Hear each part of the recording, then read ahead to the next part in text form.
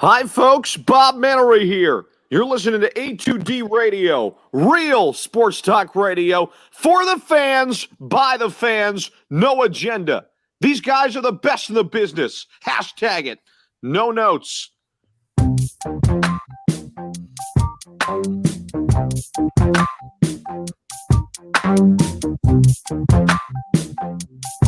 Hi, folks. Bob Mannery here. You're listening to A2D Radio, real sports talk radio for the fans, by the fans, no agenda. These guys are the best in the business. Hashtag it. No notes.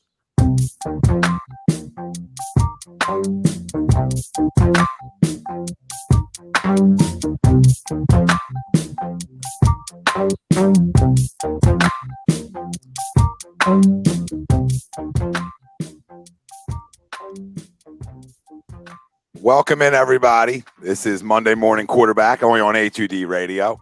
Every show we are brought to by our doc, make him yours, Dr. Paul Vidal, Specialized Physical Therapy. You can find him Burlington, Cherry Hill. Find him on the web as well, specializedphysicaltherapy.com. Tom Arnone, Zach Barr, Ryan Brodo, the family out there joining us. What's happening? We get to come to you Monday after a win, which no matter what the record is, no matter how the season's gone, it was much needed. All right, I don't care if you're a guy who's looking forward to the draft. You can be that type of guy, and that's fine. You can tell me they ruined the draft spot yesterday. So be it. This team doesn't draft well anyway. I'm not going to come in the years and worry about, I lost out on a top 5 pick. If you're good at what you do, you hit picks in the top 10, you hit picks in the top 15, you hit picks in the first round, you hit picks in the second round, etc. So I don't care about that. What I needed with what 2020's brung us and brought all of us, okay, was a win. Was a win to feel better, all right? And at first, I found myself saying, oh, man, I don't want this because this is going to create quarterback controversy. And people are going to get – the idiots are going to come out, and they're going to say, this guy stinks or this guy's great, and here we go to the Super Bowl, etc. Right? I don't care. I don't care about what other people think anymore. I just don't care. I care about wanting to win football games and doing what's best to win a football game that given week, and for however many weeks it is. And from what we saw yesterday, and we'll get into it here in a second, in the moment, that gave us a better chance to win yesterday. Okay? All right? And when you talk about A, B, C, and D, when people are going to talk about this kid, I don't want to get into all the extra. The guys always won a lot of games, cares about freaking winning. He handled the game like more of a vet than a first-time starter. All right, and I'll give him credit for winning the game against the best defense in football right now. All right, and I got to give credit to that. I can't run from that. I'm an Eagles fan, and in the moment, I want what's best for the team. We'll talk about after the moment and what's best for the organization and the team moving forward, because there's not many options, right? When everybody out there is playing fantasy football at home or playing Madden, and they think that every trade goes through. So we'll talk about all that stuff in a second, but we'll get to around the NFL. We'll give our big positives from yesterday when it comes to the Eagles-Saints game, and we'll give our crumbs of the game. So some guys that left you saying, you didn't like it. They didn't show up, even with the win. And there's guys to go around. And then we'll talk about what I know everybody wants to talk about today, and it is Monday Morning Quarterback here, even though we're more at nighttime, but everybody gets the premise of Monday Morning Quarterback is we get to do stuff like we're going to do today. All right. And when it started the show last week, there was no better time because we were in mid-controversy mode. Okay. And what I'll say is, real quick before we get to this poll, is there's controversy, but there's no controversy because dollars speak controversy or not. There's either I take a dead cap hit of way too much goddamn money, or I stick with the guy for another year. That's as simple as that. So we'll talk about that in a minute. But our poll question brought to by Ambuck Services, AMBUCKservices.com, 20% off. Tell them the boys from A2D sent you. Throw your gutter guards, gutter installations. Ambuck Services got you covered. You're excited that Jalen Hurts will be the Eagles' starting QB the rest of the year. Do you agree or disagree Let us know. Facebook, YouTube, Twitter, Twitch. That's where we're live. Everywhere you get your podcasts, we're there as well. Like, subscribe, follow, comment in today. Let us know. Let us know if you're excited. And tell us why you're excited. Because I know that I'll be on an island here, and that's fine. But yeah, I'm excited. I agree. I watched terrible football the last 4 weeks up until this week. I watched atrocious football. I've watched New York Jets style football. And the comical thing is the New York Jets have scored on every first possession they've had this year. All right. And they still stink. Okay. The other thing is we just didn't score, period. Okay. It was a train wreck. All right. And a lot of factors contributed to the train wreck. Plenty. There's blame to go all around. But if you're just an Eagles fan and you just want to look forward to a Sunday saying, I got a chance to compete for this Sunday and the one coming up too, is right now, this kid gives me my best chance to compete next Sunday. I'm not talking about next year. I'm not talking about down the road. I'm talking about next Sunday, okay? Because I gave Carson a longer leash than a lot of people did in this city this year. And I blamed it on A, B, C, D, E, F, G. Instead of saying, after a while, I had to start saying, yo, you got a little bit to do with this too, okay? You're getting paid $100 million.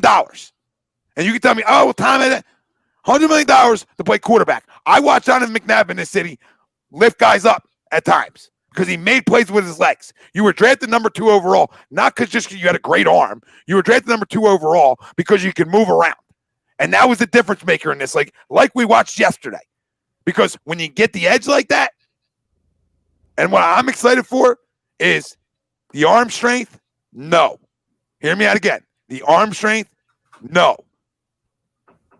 There's maybe a few guys in this league that I've seen be able to get the edge like that when blitzes are coming, etc. There's not many guys who can. There's not many guys in the National Football League that can. And one that gets there as smooth as I saw Jalen Hurts get there yesterday is a guy in Seattle. Now, does he throw like him? No. We all can agree there. But he obviously has a skill set because I knew he can move. I didn't think he moved that smoothly to be able to get the edges with spies and etc. And people say, oh, Tom, they didn't spy him yesterday. They absolutely freaking spied him yesterday. Go back and watch. Okay? Go back and watch. Did he struggle with the blitz when it first started coming at him? Yeah.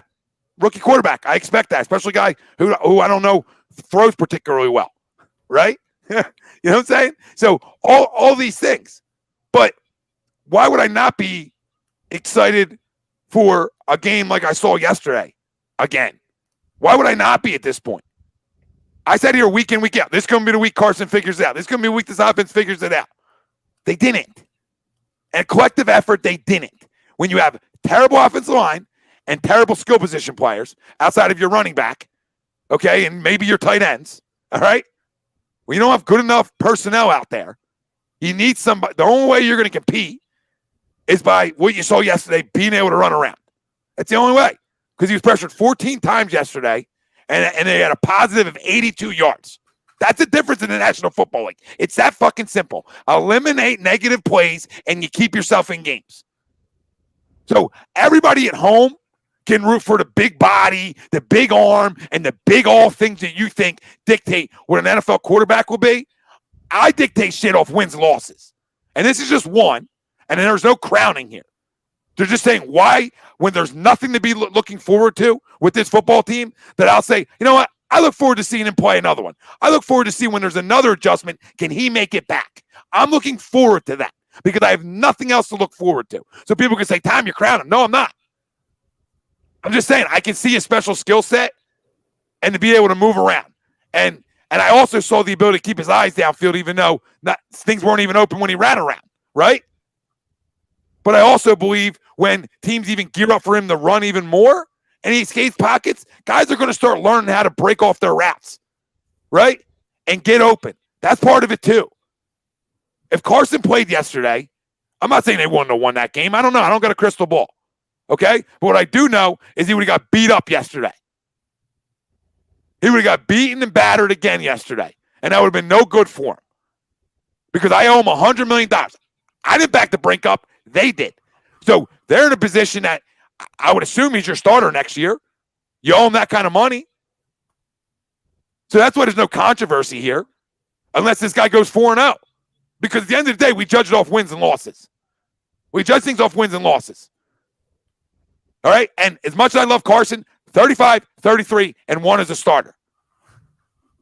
That's facts. You could tell me every stat in the world doesn't get me to fucking Broad Street. What gets me to Broad Street is wins and losses. Now, QBs like this don't win in the playoffs either. We all know this. Got to be able to throw in the playoffs if you want to get outside of an NFC title game. Okay? You better be able to throw from the pocket. We've seen that since 1960, I feel like, right? That if you don't throw from the pocket, you don't win in this league. So there's the other side of it too. So every part of me wants to, people say, oh, Tom, why do you defend Carson? Because I need him to be the guy. We owe him a ton of money. He can throw from the pocket. He can throw from outside the pocket. He's just mind-effed right now. So maybe it's the best thing for him. And maybe watching another guy come play well just ramps you up to get better even more. Because competition should bring out your best, not your worst. Never. So I'm done making them excuses. Okay? 2017 is a long time ago when he didn't hoist the Lombardi himself. You understand? Long time ago. So at some point, you got to have a short memory in this game, right? Especially at what position? And you all know this, the quarterback position. Short memory talk. Bullpen, starters, quarterback position. Short memory. Okay? Goaltenders, short memory. Or another one's going right by you. Right? That's a difference maker at this position. What's up here? And you can all laugh at me, but for the first time that I think I've seen watching NFL football, I don't think I saw more high fives than I saw yesterday. And people can take that for what it is. I'm just watching. This isn't a comparison of Carson and Jalen. I'm talking about Jalen. You guys got to separate the two. Okay? I'm talking about what a guy who's on my football team. So I'm separating the two. This isn't a compete thing. I watched a ton of high fives yesterday. I don't know if anybody knows me. Love a ton of fives. Big fan of fives. It looks like everybody's engaged, right? And for a 22-year-old kid to come out there and look composed and be high-fiving things, good. But I will be excited because it's something different right now. And the missionary stunk. Our missionary shit that we've witnessed, the boring football, the turn you off at halftime type shit, which none of us do, I was tired of. And I want to compete on Sundays. I don't give a shit about the draft. We suck at it anyway. I hope somebody in here comes in and can figure that out. I don't think any of this changes what's going to happen down the road when it comes to Howie or Doug. I think Jeffrey already has his mind made up. So I don't even care about that. Okay? I just care about watching some decent football and hoping that some picks work out, some picks pan out. And I'm not saying he's the quarterback of the future. You guys heard my stance on it. Right? I'm just saying that, we got to separate the two. And they don't got to be tied at the hip either. The one didn't play well. The rookie came in and played well enough and did it with his legs. Can you do that every week? No. Probably not. But that's the number one defense in football. And you better believe they were spying them. And you better believe they if there's a team around the league that practices against it every week, it's them. It's them. So they're more in tune. They should be able to slow that down. So that shows you some of the speed that maybe they didn't anticipate. But you got to be able to throw the ball from the pocket. And every week will be another test of that. So I'm excited to see, hey, can he throw the ball from the pocket next week? Right? Or can he throw some good balls moving around in the pocket? I'm looking forward to that stuff, guys. Because it's not a him versus Wentz thing. It's an Eagles fan. Give me fucking talent. I'm so sick of the rest of this shit. This isn't a divide.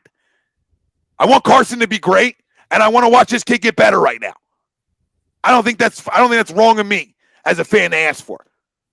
I'm tired of. I'm not gonna be negative because my franchise quarterback's down. That's on them as an organization to figure the fuck out. All right, that's on them. I don't think they wanted any of this, but it's on them. So that's where I stand on the poll, guys. It felt good to get that out again because last night I really didn't get it out. There's too many trolls in here. But he said the poll is you're excited that Jalen Hurts will be the Eagles QB for the rest of the year. Agree or disagree? You guys heard my stance on it. You heard why I agree. It's just because there's nothing else to be excited about. Like maybe would I be excited, and it'd it'd be a crock of shit. But if they like went to Wentz this week, like after sitting him a week, like would they be excited to see how he came out and if he could, answer, could he respond well to the benching? Would that have been something exciting to see? Sure, but you're not going to straight face sit this kid down after he just went and won a football game. So, you know what I mean? That's the only other thing I could be excited about in terms of our future at the quarterback position, right? Like, that's the only other thing that would entice me. Like, oh, Tom, you want to see how he played? How he plays after getting benched? Sure. I'll see how he plays. But I'm not going to poo-poo wins, and I'm not going to poo-poo guys that all they ever did was win. I'm not going to poo-poo that, all right? I know college isn't the pros, but I saw a little bit of leadership out there. And for a football team that when your running back comes out and says, oh, he's a natural leader, we needed it. You need what? What are you telling me? Read between some of the fucking lines. Because I'm starting to wonder if all the stories and all the smoke from all the years, if there's some damn truth to it all. 11-3. 11-3 with another quarterback. 33-1 with his guy. It's a big enough sample size to start to question some shit all around here. And is Doug even that tied to him? Because all he's brought Doug is a bunch of nonsense, essentially. With the questions, I mean. You know what I mean? Like, who you keeping? Who you keeping? Who's starting? You know what I mean? I just wonder. But you guys tell me about the Paul family out there. Let me know. Are you excited? Ja, how am I the biggest troll? What did I do? Alfredo, how though? We'll talk about that in a little bit. I don't know. Tommy, I'll say this. Where there's smoke, there's always fire. Okay, so all these reports that have come out, over the months, past couple years, whatever, I think there's always a little bit of truth to any report that comes out because where there's smoke, there's always fire. But you said you're tired of the divide in this city. Well, there's always a divide in this city. I mean, that's the way this fan base is. The backup quarterback's been the most popular player in this city forever. And you know that. You're older than I am. It's been that way since before you were born. It's been that way throughout your whole childhood. When you grew up with Randall Cunningham. It was that way when Donovan was here. It was that way when after Carson got hurt and Nick Foles took over, there was people that wanted Nate Sudfeld to start in the playoffs. So it was that way then. We're that way. And there's always going to be that divide in some ways. But you talk about, am I excited for Carson Wentz? Well, Jalen Hurts. Yeah, excuse me, for Jalen Hurts. This hair comb could start at quarterback right now, and I would have been more excited than I was with Carson Wentz currently at the quarterback position. It wasn't going anywhere. The offense it needed something different. So the idea of, regardless of what I think of Carson Wentz as a quarterback or not, you just needed to see something different, and Jalen Hurts was something different. But I love these people that and we have so many of them in this fan base that, it was so amazing to me. The people that no matter how well Carson played, they could never give them credit. They could never give him credit. Those same people were the same people that are whacking themselves off to Jalen Hurts completing a 5-yard out route yesterday. I don't see the consistency with that. I'm excited about the kid, and I want the kid to be as good of a player as he can possibly be because that's the way it should be as an Eagles fan.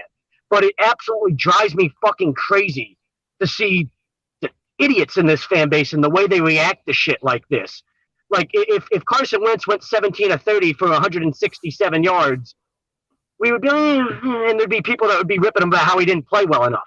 What Jalen Hurts brings to the table that is a difference maker from anything else we've seen is his legs. And I'm with you. I thought his legs were good. I didn't think his legs were going to be such a game breaker, such a game changer where, it is for us. No matter how bad the offensive line is and the pressure and all that, his legs seem to be enough of a game breaker where it makes enough of a difference for you. But that's not enough for me to get excited long term.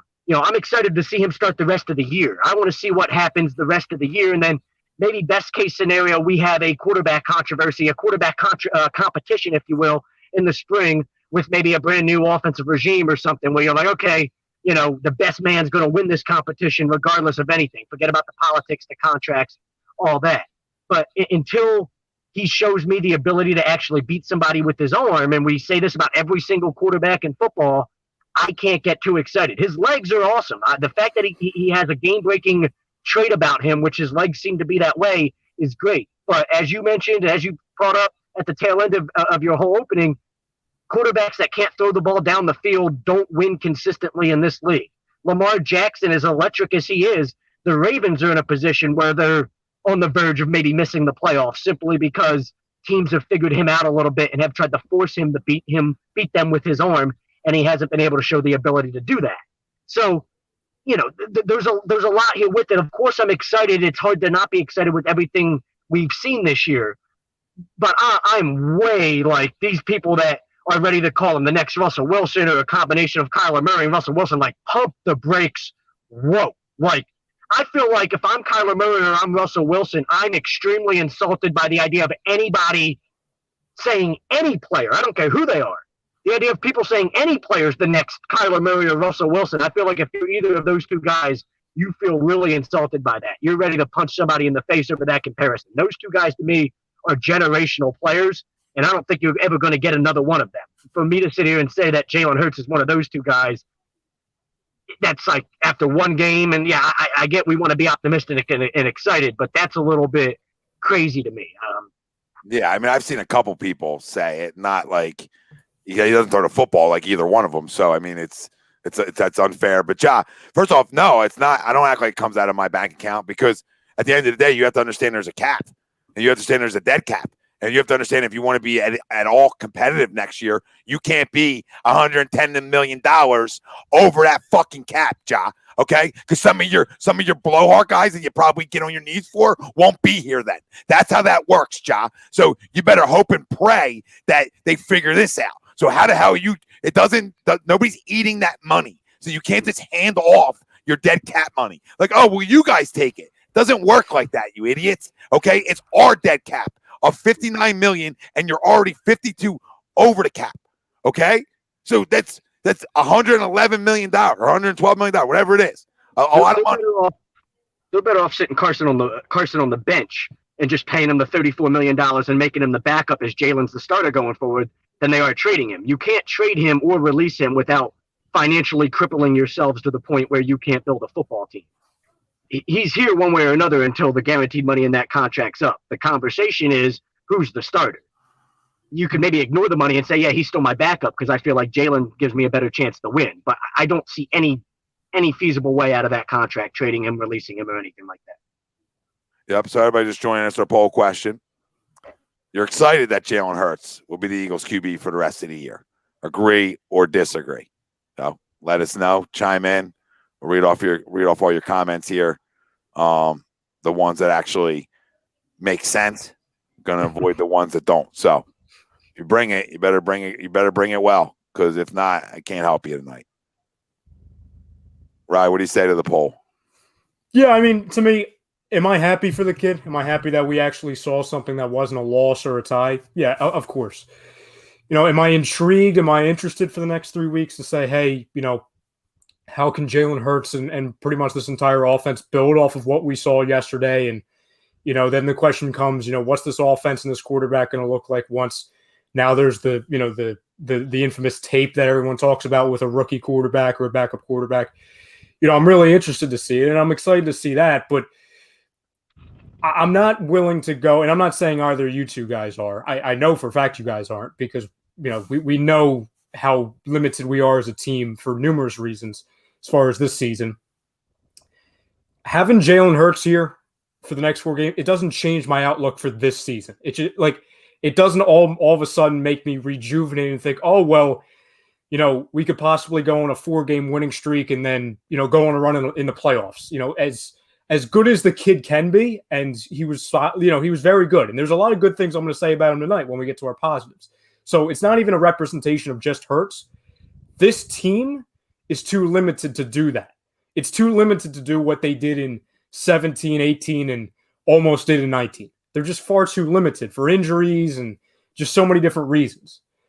I mean, so in that sense, I disagree with the poll because I still can't get over the fact, even if we're just talking about this season or, instead of just broadening it, past this season, the next 4 games doesn't shield the fact that this organization is still in a really bad situation. is still ran by guys that really shouldn't have jobs right now. Has a lot of major questions, whether it's about the head coach or the defensive coordinator or the lack of the offensive coordinator or what we're going to do with certain players going into next season to really that's when you talk about capitalizing on this kid, because it's not like when Jalen Hurts comes in, the season's reset and we have 16 games with this kid. We have 4. And the damage is already done. I don't care what division we're in. I don't care if we're 1 game out, 2 games out, or 7 games out. The damage is already done. So that's why, to me, I would say I disagree, just because, like you said, Tom, like you said, Zach, we've talked about before, Jalen Hurts playing well for the next 4 weeks doesn't make that $59 million dead cap just disappear. It doesn't make that go, oh, we have a quarterback now, poof, we don't need that, which is going to go and disappear. No, it doesn't allow Carson Wentz to be traded to everyone saying the Colts, which I understand, but once again, it's not like the NBA to where you're not buying people out. You're not going to have a certain team eat some of the salary. That dead cap is not going anywhere. And that $59 million, whether it's either being traded away and that's just sitting there, or he's sitting there on the bench. Say, for example, everyone's saying, oh, well, you got it, because I've seen it 100 times so far in this chat, and I saw it probably 1,000 times on your show last night in the chat. Oh, well, you got to trade him, everything's fine. Carson Wentz. I mean, no, because then you know what that $59 million isn't going to? An offensive lineman to help Jalen Hurts, or a wide receiver, or a running back, or you know what I'm saying? Like, it doesn't do anything. It's just sitting there. And there's a lot more moves and a lot more situations we need to get over, aside from the quarterback, to get us back to thinking the ways we were in 17, 18, and for the most part, 2019. So that's why I disagree. It's because I was very happy last night. It was probably the most fun I've had watching the Eagles since last year, honestly. But after that, once the dust settles, it's like, well, damn, our GM should probably still be fired. Our owner is loyal to a fault. And who the hell is going to be here and who the hell is going to be traded, because we are in a bad situation money-wise. So that's why I would say I disagree, just because we're not all of a sudden in a great situation. We have a lot of hurdles to climb.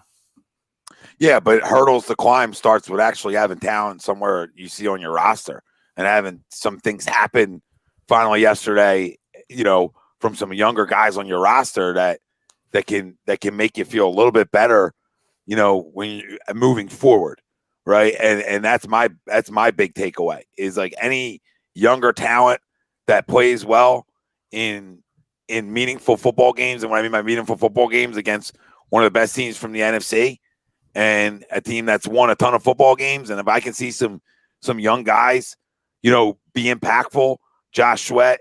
Right. I mean, it's a good thing to see, I mean, our secondary is in shambles, but it's good. It's good to see that. It's good to see, a guy show his skill set can win in this league, because, it's about winning and losing. And it's good to see that, that Miles Sanders can take 182 to the house. It's good to see, even though he might be the slowest and the softest wide receiver ever, that at least Jalen Reagor, can make an explosive play or two, right? So, I mean, like, them kinds of things are things we needed to see, and I think I speak for many of us, and you guys included, that I want to see over the last 4 games. And now you're going to be able to see even younger guys in the secondary, and you're going to be able to see what some younger players can do, because you are up against it next year.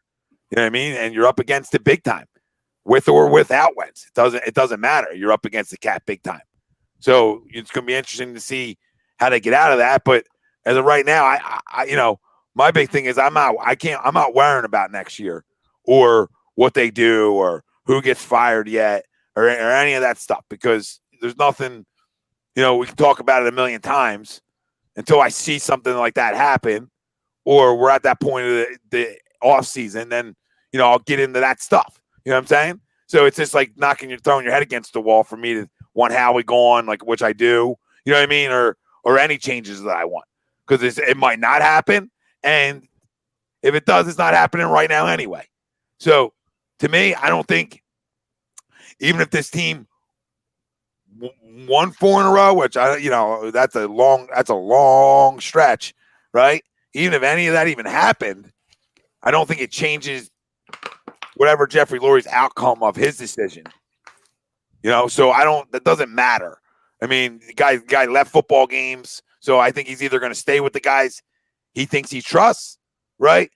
Or he's going to move on. And the Jeffrey Lurie that I think we all know is probably going to stay status quo for another year. And, we don't have to like that at all, nor should we, especially when it comes to draft day. But, that's why to me, it's like, man, I just want to win games. If that gets me a little prize, then so be it. If that got me a little prize in the winning the shit division, which I don't think is going to happen at all, then so be it. If that prize is just watching better football down the stretch, so be it. Whatever that prize is better than the alternative of what I was watching. And shit, I mean, like I say every week, I'll take a week where there's actually air quote meaningful football because, if everybody's watched this team all year, it shouldn't change your outlook of the future of the team. We all know if this team went 16-0 or if this team went 0-16, we all knew personnel changes were coming one way or the other, right? So it was coming one way or the other in terms of some guys not being here because of money. So we knew that was coming regardless. As we started losing, we wanted more personnel changes to happen. And we all wanted Howie going for a while. So that's nothing. That one's nothing new. So, and I think we all stand by that. But I don't know. I don't know if he was going to be gone regardless. Chuck says, and by the way, Chuck, we see your. I can't wink. So he was asking us like if we see his comments to wink. I can't wink, so you're not gonna get a wink out of me. He says, I don't mind us beating the Saints, but enough is enough. We need to lose out or at least 2 of our next 3 games. I want a higher draft pick. All right. I mean, I don't know. You're not gonna. Then you got to trust the guy making the pick. So if you don't trust him now to make the pick, what makes you think that a guy who's as loyal as Jeffrey Lurie is going to say, "Oh, he's not here next year"? I mean, listen. If we have a high enough pick where Jamar Chase or Devontae Smith are in the conversation, I think you could put, I don't trust Howie at all, but I mean that's almost like, dude, like this is the easiest decision anybody's ever had in their life. Is we don't have a single playmaker, like an explosive playmaker at a skill position.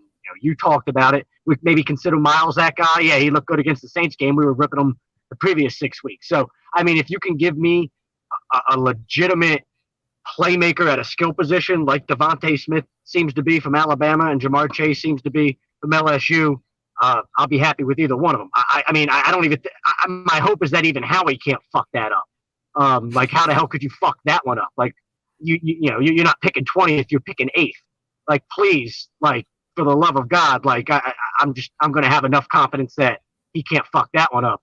If for anything else, because if he fucks that one up, I don't know what else to say at this point. You know what I mean? Like, it seems like one that's like, Howie, don't even, like, you don't have to think about it. Somebody take his Jeffrey Lurie, just push the button for him. Like, don't even let him make a decision here. Like, it's right there. Like, just do it. You don't need to overthink this at all.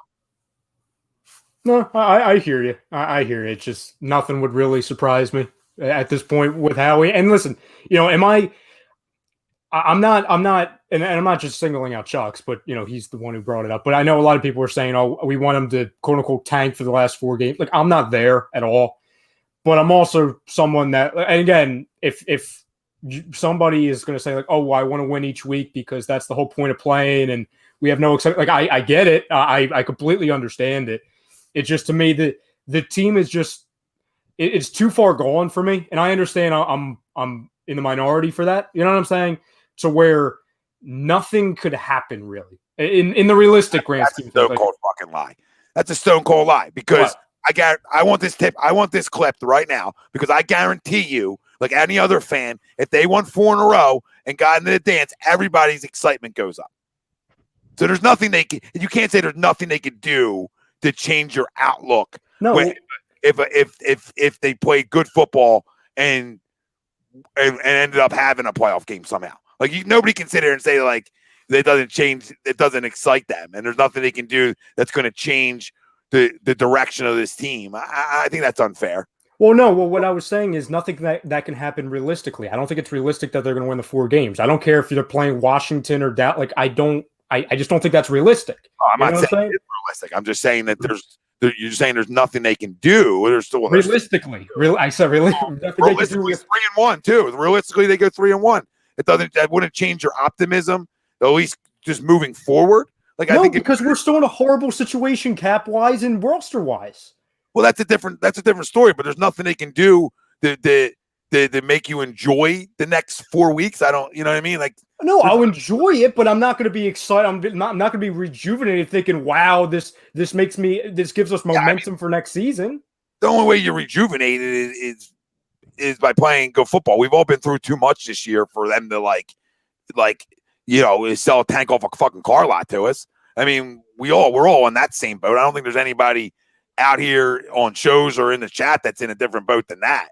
I mean, there's nothing they're going to do that's going to make me have this blind trust and loyalty to them. You know what I'm saying? Like, there's nothing they can do there in terms of an organization, in terms of Howie, but there's obviously, drive my excitement and draw me in and make me excited to wake up on Sundays to watch good football. I mean, at the end of the day, we're trying to win games, not now, just in general, but I just want good football. Because if it's younger kids coming in and winning, then it gives me some optimism towards next year. Because right now there is a lot of younger guys playing. So, it would give me optimism towards next year because I know we're in cap hell and a lot of these veterans that we've relied on for so long aren't going to be here, So in terms of that, you can look at it that way too, right? Where it's like, well, if we do win games, we're doing it with younger guys. Our entire safety unit's going to be younger guys. We're going to see younger guys playing. We've seen younger guys play, outside of Alshon, we get to see younger guys play, a little bit more. So maybe you see that over the next 3 weeks, even more so, especially with some of the injuries that can at least give us some sense of a freaking hope. Something that's my main outlook for the rest of the season. It's kind of finding individuals that have proven that they want to be here or not want to be, but deserve to be here going forward. I that's exactly what I want. It's just at the end of the day, I think these guys are going to be here anyway, just because of all the veterans kind of being either traded away or cut. You know what I'm saying? Where again, I don't think that really changes the outlook because regardless of if Rager or Kavon Wallace or guys or Sanders, for example, play really well, they're going to be here regardless. You know what I'm saying? And I'm not saying you're disagreeing with that. It's just, like I said, I understand I'm in the minority with this. It's just, I cannot picture them. And again, everyone's going to be like, oh, well, you don't believe Jalen Hurts. It's not about Jalen Hurts. When we get to the injury report, literally, we're going to have freaking fifth stringers defending. You know what I'm saying? Like we're shouting again. But who's talking? I don't know who's talking playoffs anyway. Like, I don't know. Like, I haven't seen it. I've witnessed these comments this whole time. I haven't heard anybody bring up playoffs. So nobody's on that. Nobody's on that side. Right. There's 5% of the freaking public that might be that much jerk-offs to think that they're actually going to the playoffs. The rest of us all with a clue, which I hope to think most people here on right now talking and the chat, nobody's saying playoffs. We're just talking about, are you excited for good football? That's all my point was. Okay. I wasn't talking about cutting the fucking nets down and running down broad. I just want to see my young talent play well. That's it. That's why we all woke up yesterday feeling like, you know what? I'm actually excited about this game a little bit. Not because we thought about the playoffs, not because we thought about anything more than just like, okay, so a breath of fresh air's in and something different going on. And and that's it. I don't think it's more like, I don't think anybody's out there, anybody out there talking playoffs, I think is a jerk off. Like, if they win next week and Washington loses, then you can start having a conversation to me about playoffs. You know what I mean? Because now you have a chance to get in. Right now, that percentage is like 14%. So that percentage is like way too low to even have the conversation about it. So, like I said, I don't see maybe one guy might chime in here and say that. I don't think anybody thinks that they're going to the playoffs. I sure as hell hope not. And I said one guy, and Steve would be that guy because all you did was go off on this tangent last night. And so, you got to hope a lot of teams lose, bro. I'm not that's not working for me. That's all. Like me, I'm not even thinking playoffs. I'm just thinking, hey, I'm looking forward to next week and some young guys step up and continue to play good football. That's it. That's all I can hope for.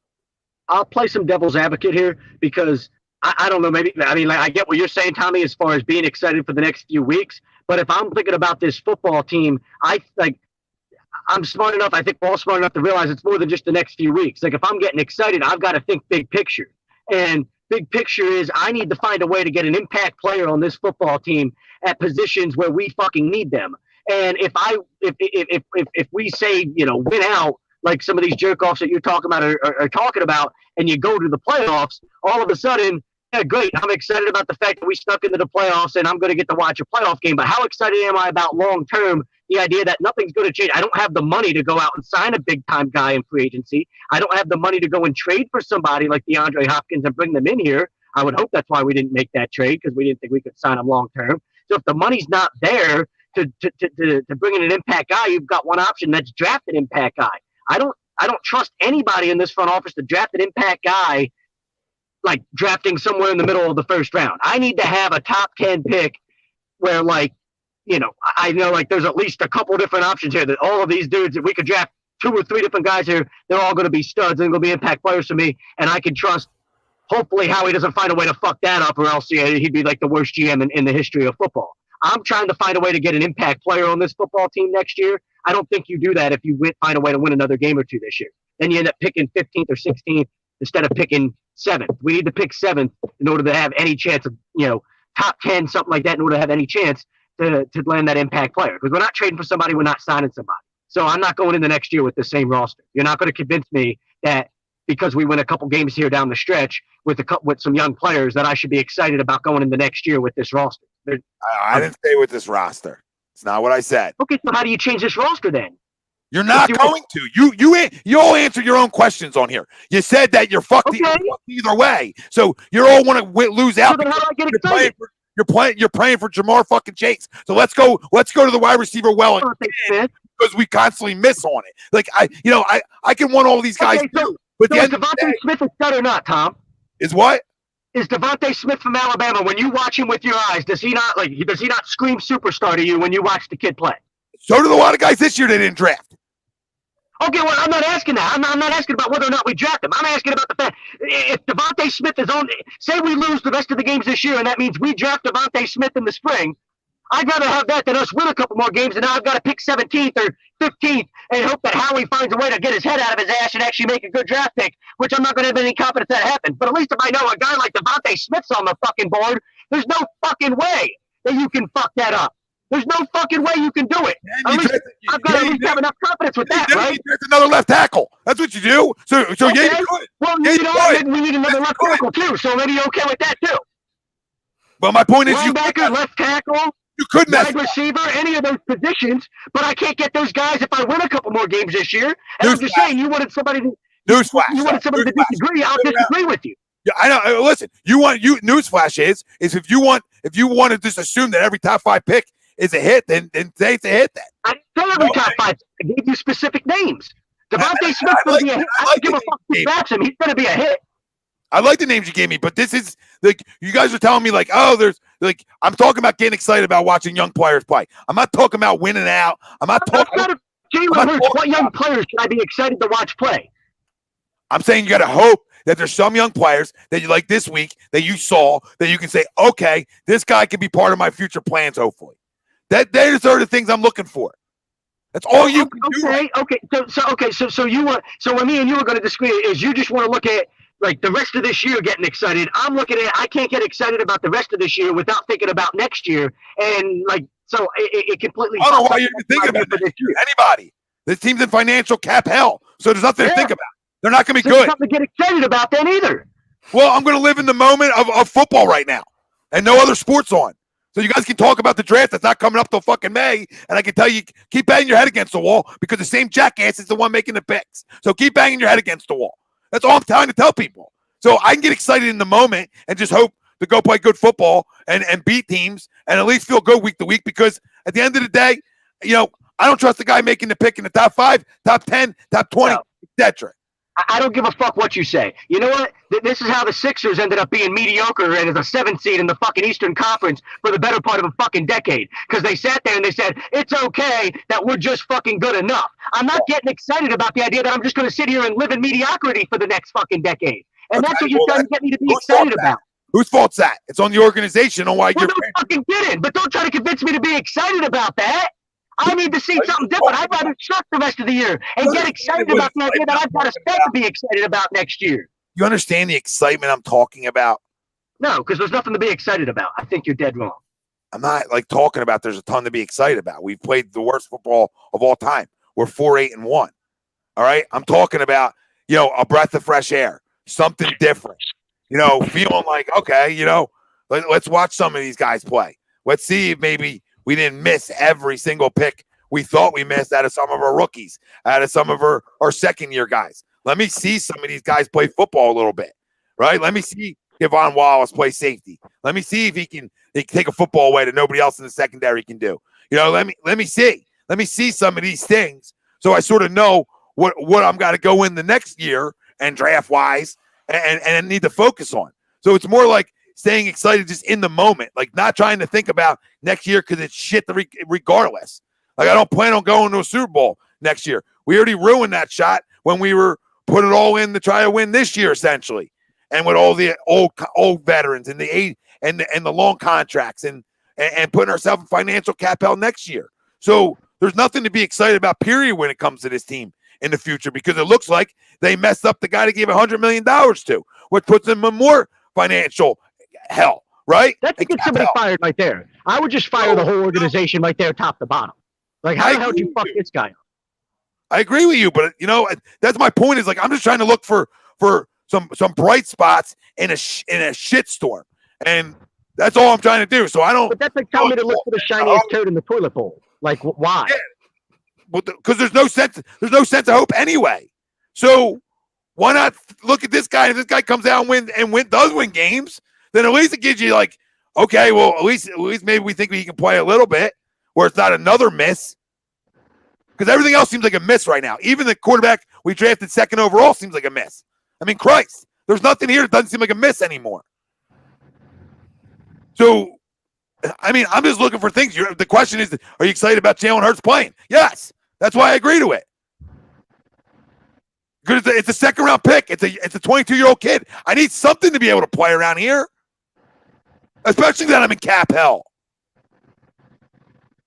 So you guys can poo-poo me, Zach, and say, "Oh, well, we gotta get to talent in the draft." Good. I'm trying to see it. I got like Miles Sanders finish with a strong year. Okay. I'm trying to see that. All right. I'm trying to see Jalen Reagor show he can get better every week, maybe. Okay. I'm trying to see if Jalen Hurts can play at an NFL level. Right. I'm just trying to see some of this. Can Jake Driscoll play enough at right tackle to show me he can hold up? Right. Can Kayvon Wallace play? There's things that you have to sort of look around and say, are these guys? They're going to be on this roster, but can we look for them to maybe take a step forward next year? These are sort of some of the things I'm just looking at. Because right now, the one guy we held out hope in is sitting on the fucking pine. That's where our hope lied at with this franchise over the next 3 years. And everybody that's sitting on this panel and everybody commenting knows that.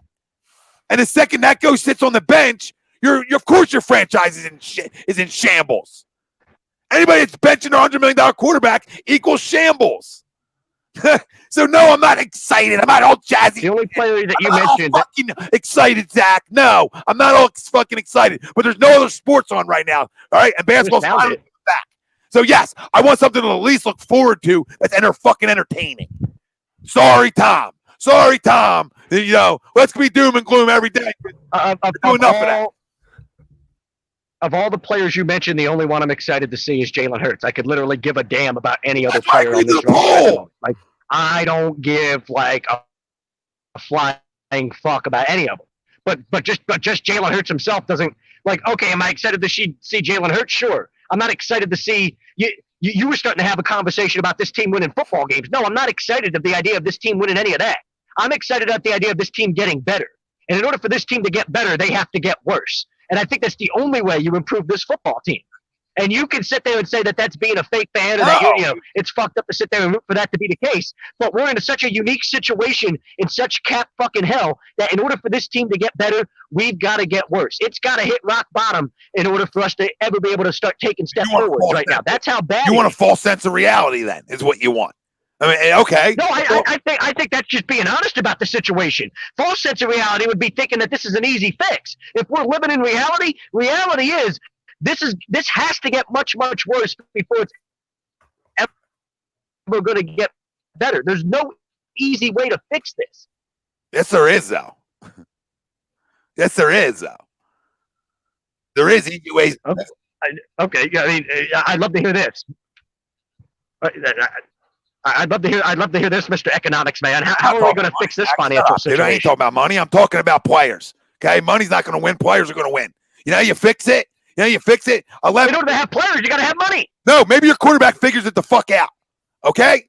Because at the end of the day, that's what needs to be fixed. So they need to figure out his organization, and they need to figure him out.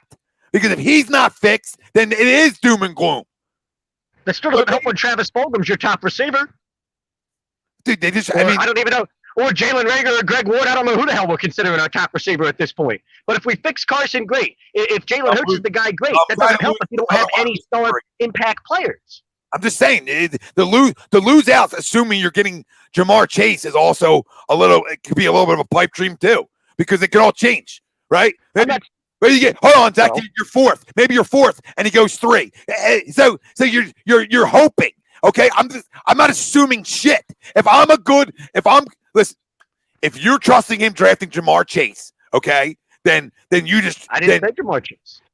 Or if I've got 5 guys, that I think could be impact players, and I'm picking fucking 7th, it's going to be damn hard to miss on somebody, Tom. Howie could pick a name out of a hat. Maybe that's what he should start doing. Just pick names out of a hat.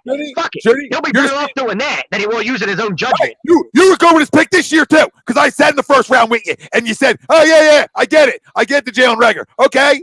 I would have been cool with Justin Jefferson too. You sound like Howie going back to the first round again for another wide receiver. You sound like Howie, so you miss as much as he has. So now I'm going to. I told you I was going to be cool with Justin Jefferson. I told you I was going to be cool with Jalen Reagor. I told you I was going to be cool with Patrick Queen. I told you I was going to be cool with anybody that I felt like could be an impact player at a position of need for this football team. Now it's Jalen Reagor's problem that he hasn't lived up to that, but I was going to be happy with any of those names that you threw in a conversation that you said, hey, that guy can step in and be an impact player in a position of need for us. That included Jefferson, Queen, Kenneth Murray from Oklahoma, any of those guys.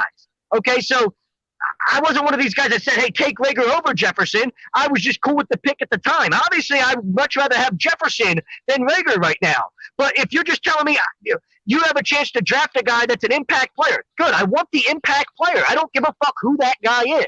If that means that guy's Jamar Chase, if it means it's Devontae Smith, if it means it's an offensive lineman, if it means it's one of the linebackers, which I think the biggest pipe dream is thinking we're going to draft a linebacker. We all know that's not going to fucking happen, especially in the top 10.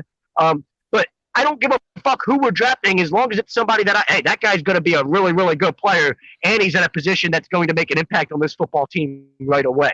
And you get that drafting in the top 10. You might not get that drafting 15th or 20th. You're going to get it drafting 8th. I'm not saying you do. All I'm saying is I don't trust the guy, period. All right? And that's not going to change. Okay. So, listen, I'm not trying to go out. Well, that's fine. And run the tape. To me either. That's why I want the highest pick as possible. To clarify. I'm not trying to go out and run the table. But right now. Yeah, I mean, I don't think you go out and try to lose football games either. And I don't want to make it sound like I'm saying that. But I'm like, you understand? I don't want that culture. That's a bad culture. Try to lose. Yeah, it's just a bad culture to build. And listen, I understand they ran the table last year and they got in the playoffs and it didn't live up to this year. I get it. Year in, year out is different because it's a different roster. But there's a lot of young guys on this roster that you got to hope develop, right? And the way you sort of develop, kid, is by winning football games. I'm not saying I'm sitting here wanting wins. I'm not begging for wins. Can you guys understand that? Like, I wasn't running around the house yesterday, right? I was just like, okay, that's cool. It's better football to watch, right? That's all it was. And in the closing moments of the game, I didn't have a feel one way or the other like that I was super jacked up. I didn't come on the airways last night excited. You know what I mean? Like, because we're 4-8-1. There's nothing to be excited about. But was I excited that, oh, wow, it looks like at least somebody looks like they they can at least compete at this level at all our picks. And then I'm in the next week. I'm not saying I even want to win next week. I don't care at this point, right? But nothing guarantees me nothing. You know what I mean? Nothing guarantees me anything. So it's like I don't trust this whole entire organization, and you already touched upon it. Like when my $100 million guy has stunk this year and is sitting the bench, right? That's an indictment on everybody. And I don't think anything's going to change, guys. That's why, to me, it's like, okay, so are we going to mess this kid up too? You know what I mean? Like if hypothetically, if Carson's not the guy down the road, well, are we just going to mess him up too? And I'm not saying Doug did. I'm not saying anything did. Yeah. I don't know anymore. So all I'm looking at is my point. I'm going to end it here, right? My whole point, because we're going too far with this. My whole point is that like we're misjudging what I'm like saying. Is that I don't trust anybody anymore. You understand? With the second Ryan knows this from doing the shows. Second he gets put down is the second I lose trust in everything. Okay? Everything. So yes, I'm excited just in the moment to see something different. To see, okay, you know what? Maybe it's not my head coach. That's the blame. Because all he seems to do is win with other guys. Okay? Not saying he's not to blame of Carson. I think when you have a franchise guy like that, and listen to me, as a play caller, Zach, have a feel for life right now. As a play caller, when you have a $100 million quarterback and you believe in him that much, you give freedoms to things that you might not give to other quarterbacks. And some of the freedoms, I think, have hurt him in year 5. Okay? That's it. Sure. But now that doesn't have anything to do with designing the plays for the rest of the guys on the field. You got 10 other guys on the field outside of the quarterback. You saw something last night that should answer your question about the skill position. You did. Where was that for the rest of this year? You're jumping up for Jamar Chase, and then you want to tell me about play design. Guys got to get open for the play to look good. Zach, come on. That's why I want Jamar Chase, and that's why I want Devontae Smith. Because Doug Peterson could sit there and draw up a play in the dirt, and I could trust those guys to go get fucking open. They're one of those special talents that you talk about that no matter who the fuck the coach is or what the design or the scheme is, you can trust them to go make some fucking plays. But right now, we don't have a single other guy like that on this team. So, no, right. I'm sorry. Yeah, Jalen Hurts, maybe he does stink. Maybe he does need some help getting open. Maybe you can't just say, hey, go win your one-on-one matchup. I've actually got to design and scheme something up. But we saw Doug Peterson do that yesterday. We saw him actually put guys in good positions. But what's going to help Carson out, too? I get it. That guy we've been begging for years, right? And we just continue to miss on. But my point of excitement wasn't about the Eagles. Like, well, all I said to Rye, what got this whole thing all fired up, because I'm breaking his stones, is that, like, we all can be out on him right now and be annoyed and be pissed and be, like, disgusted, because we all are, right?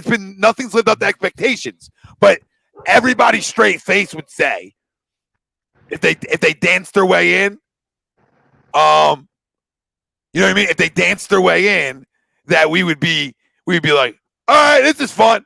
You know what I mean? I'm a little excited, even though I know next year is a train wreck again. I'm at least excited that the train found its way back on the tracks, even though only one wheel's on. You know what I mean? And not everybody died on the train crash. Like, you know what I mean? Like, that's all my point is. It would draw us all back in. Even if, listen, we can hate everybody. All right, we're all fans. And the second there's a dance talk, we're all back in for that week. Right? And we don't have to believe they would win. I don't know if I like that, though, Tommy. But it's just factual as fans. I don't have to like it either. But you're talking about the train going off the tracks and then coming back on. That's like telling me that, like, we went on a roller coaster ride, and I was hanging out of the side of the roller coaster for 3/4 of it, and then I somehow found my way back into the cart by the end of the ride, and I was supposed to have fun on that whole ride. It's like the friggin' ex-girlfriend syndrome. That's what the Eagles are. You know, I know what you're doing to me, but come on back. It's the same friggin' thing. I can't do it for the 3rd year in a row. I'm not doing it. It is something like that. I'm not doing it. 80% of the season's been awful. I can't get excited just because the final 20% went well. I'm not saying I want that again. No, not you. I'm not saying you. No, like this to the people. Like, yeah, I'm with you guys. Like, I'm not the guy who cares about May, but I'm also the guy who understands that. Would I rather have a Jamar Chase or Devontae Smith? Right? Like, would I rather have one of them guys, or would I want to keep putting my franchise quarterback in purgatory? Right? You understand what I'm saying? Like, so yes, I get it. But I'm also the believer in like I consider myself a fucking smart football guy, and if you put me in the top 15, I'm hitting. All right. So if I feel like I can sit on a fucking couch and hit playmakers, he should be able to too. That's all. Yeah, That's right. Your point is right. We know he can't. Your point is right. Your point is right. He has less of a chance to fail early on. But that being said, if I go early on to him, he's only had one pick that we know is his pick inside the top 10, and that was who? Carson Wentz. So I'm just saying, this is all full fucking circle. I mean, it's full circle talk. But listen, at the end of the day, would I rather them have a top 5 pick than win meaningless football games? Sure. Okay. But I still like the enjoyment of competing and looking like we're a goddamn football team. That's it. I'll just add this one other thing before we move on, because this went long. It's just I'm different than you. We disagree, obviously, you and I, Tom. But I'm like in the middle between you and Zach, because we do shows all the time. So where I won't even say the word. I'm about to say it. So this is the exception. I'm not going to say the word draft until I know A, who's drafting, and B, what Howie Roseman's doing. You know what I'm saying? Because I'm not doing that again. I freaking said literally the night we drafted. It was in the second round. I said, I'm done getting hyped for Eagles drafts. I'm done because I can't do this every year, because it's like a freaking mental process just to figure out why he did and what the player is going to be. To me, it's the one sample size of, I'm not even worried about next year, because my opinions of next year and the next couple of years. It's that this football team, this organization has been so idiotic. And like I said, I go back to the ex-girlfriend thing. They're not grabbing me this year, because it's not gonna change anything, because Carson's not getting traded. It's just not happening, and then if he is traded, we're even a worse situation, because we got $59 million sitting there. Yep. If we win the next 4 games, and again, it's not because Carson's great. It's not because of 17. It's because money. I will continue to say it. Tom will continue to say it. Zach will as well. If he is on the team is going to give him the inside track to win the job week 1. It is literally going to be Chicago Bears, Trubisky, and Foles from earlier in the season. That is what it's going to be at the beginning of next year. Nothing's changing it. If Hurts goes 4-0 or 1-3, that's the situation. What, a competition in camp? With them giving him as many chances to lose the job because of the money. You know what I'm saying? To where their best listen, money dictates. Mm-hmm. Absolutely. Listen, like I said, when you have 2, you don't have 1. So, when you have a competition of 2. I like that. That's a good point, Tommy. I like that. You're circling around. You're just everybody jerking themselves off. It's a mess. Mm-hmm. You don't want that. Like, no matter how great both guys are, I believe. I think both guys are good dudes, and I think both have been through this enough, right? That maybe, hear me out on this. This might be crazy too. I feel like both have been through this so much that I bet you these 2 are going to get close. I just got a feeling. And if these 2 can get close, just think about this big picture. Yeah, okay. Yeah. We all believe that you need a pocket guy to win in this league, right?